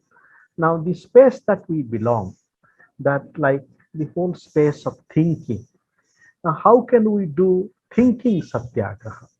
Because when the whole world is emphasizing on conformity, for example. Now, in my article on epistemology, I talk about epistemological Satyagraha. Now, what is epistemological Satyagraha? Now, of course, one is that we would have to resist dominant modes of thinking, but resist dominant modes of thinking in a way that we do not close ourselves, that as we know everything, that we do not have to learn from other traditions. No. That is not the spirit of Satyagraha. Satyagraha, in a sense of what John Dewey calls as cooperative search for truth. That cooperative search for truth we would have to embody. And therefore we see that many of our critics, they are too certain about themselves that they do not feel other thinkers. Therefore, an epistemic satyagraha is like the Purvapaksha and Pratipaksha. I would have to criticize you, but I would have to present you in such a way that I do not have to make a misrepresentation of you. And that kind of thing, that therefore each one of us, wherever we are, that we are invited to be with Satyagraha. And there is no other way out. Like in the most difficult circumstances, we know that even Nazi Germany, the concentration camp, like Viktor Frankl and Christian has made deep studies about it. In the most difficult circumstances, those people who could really think about other people, they had more capacity to survive, rather than those people who are just thinking about themselves, And those people who resisted not only physically, but that resistance in terms of the power to live. So therefore, even in our time today, Satyagraha is a reality and a calling before us, and we can embody it in our own ways wherever we are. And finally, about failure of Gandhi. Yes, Gandhi, and failure is part of the sadhana, but failure is also part of a process. Now, therefore, failure is not just failure. In fact, speaking philosophically, it is Habermas who is saying that whenever we would have to talk of tradition, we'll have to first talk about failure of traditions. And therefore, there are failures. But these failures are also part of the process and possibility. Now look at the whole caste relationships, Now Gandhi made an effort, and in his own personal life, he did the best that he could do. And speaking about context, how in 1930 he says that I myself would eat with everybody, but I cannot force another person that you should eat with everybody. You see, and how he's moving step by step, And then he is towards the end, he is advocating intercaste marriage. And Narayan Desai, son of his dear friend Mahadev Desai, when I was visiting Institute of Gandhian Studies in Wardha, I read the biography of Narayan Desai. He's writing a very interesting line. He's saying that, that after my father died, so I was almost a son to Gandhi. Gandhi really not only nurtured me as a father, but also as a mother. Can you imagine that even if Gandhi is a father and mother to me, he didn't attend my marriage. And Narayan Desai married the daughter of Navakrishna and Malati Chaudhary to inspiring Gandhians from Odisha. Now, why didn't Gandhi attend that marriage? Because Gandhi had made a rule that afterwards I would only attend the marriage of the intercaste marriage. And therefore, that kind of devotion, even Narayan Desai is so lovely to his heart. But at the same time, Gandhi, to expect Gandhi to inculcate that in the high caste is a beginning. But that process has begun. But therefore, every failure also is an invitation for us to realize the many sides of it. Similarly, on the communal question, you look at what would have happened if there was not a Gandhi. And if that spirit of amity, and not only that, the kind of constitutional guarantee to minorities in Indian constitutions and commitment of Nehru, Pandit Jawaharlal Nehru, to the whole question of, secularism and everything.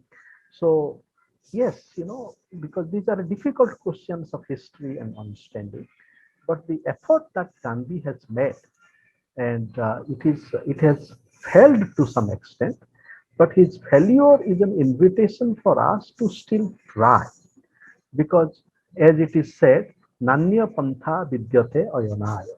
There is no other way except this. What we are going to do? Are we going to slaughter each other as it is happening? How long we can go on slaughtering? As Professor JPS Uberoi, a very deep sociologist with journey with Gandhi, he says that if we expel all the non-Hindus from the belt of the Aryabharta, still the question of the self and other will be there. So thank you for your consideration. Thank you very much, Anantagiri, and all the other resource persons.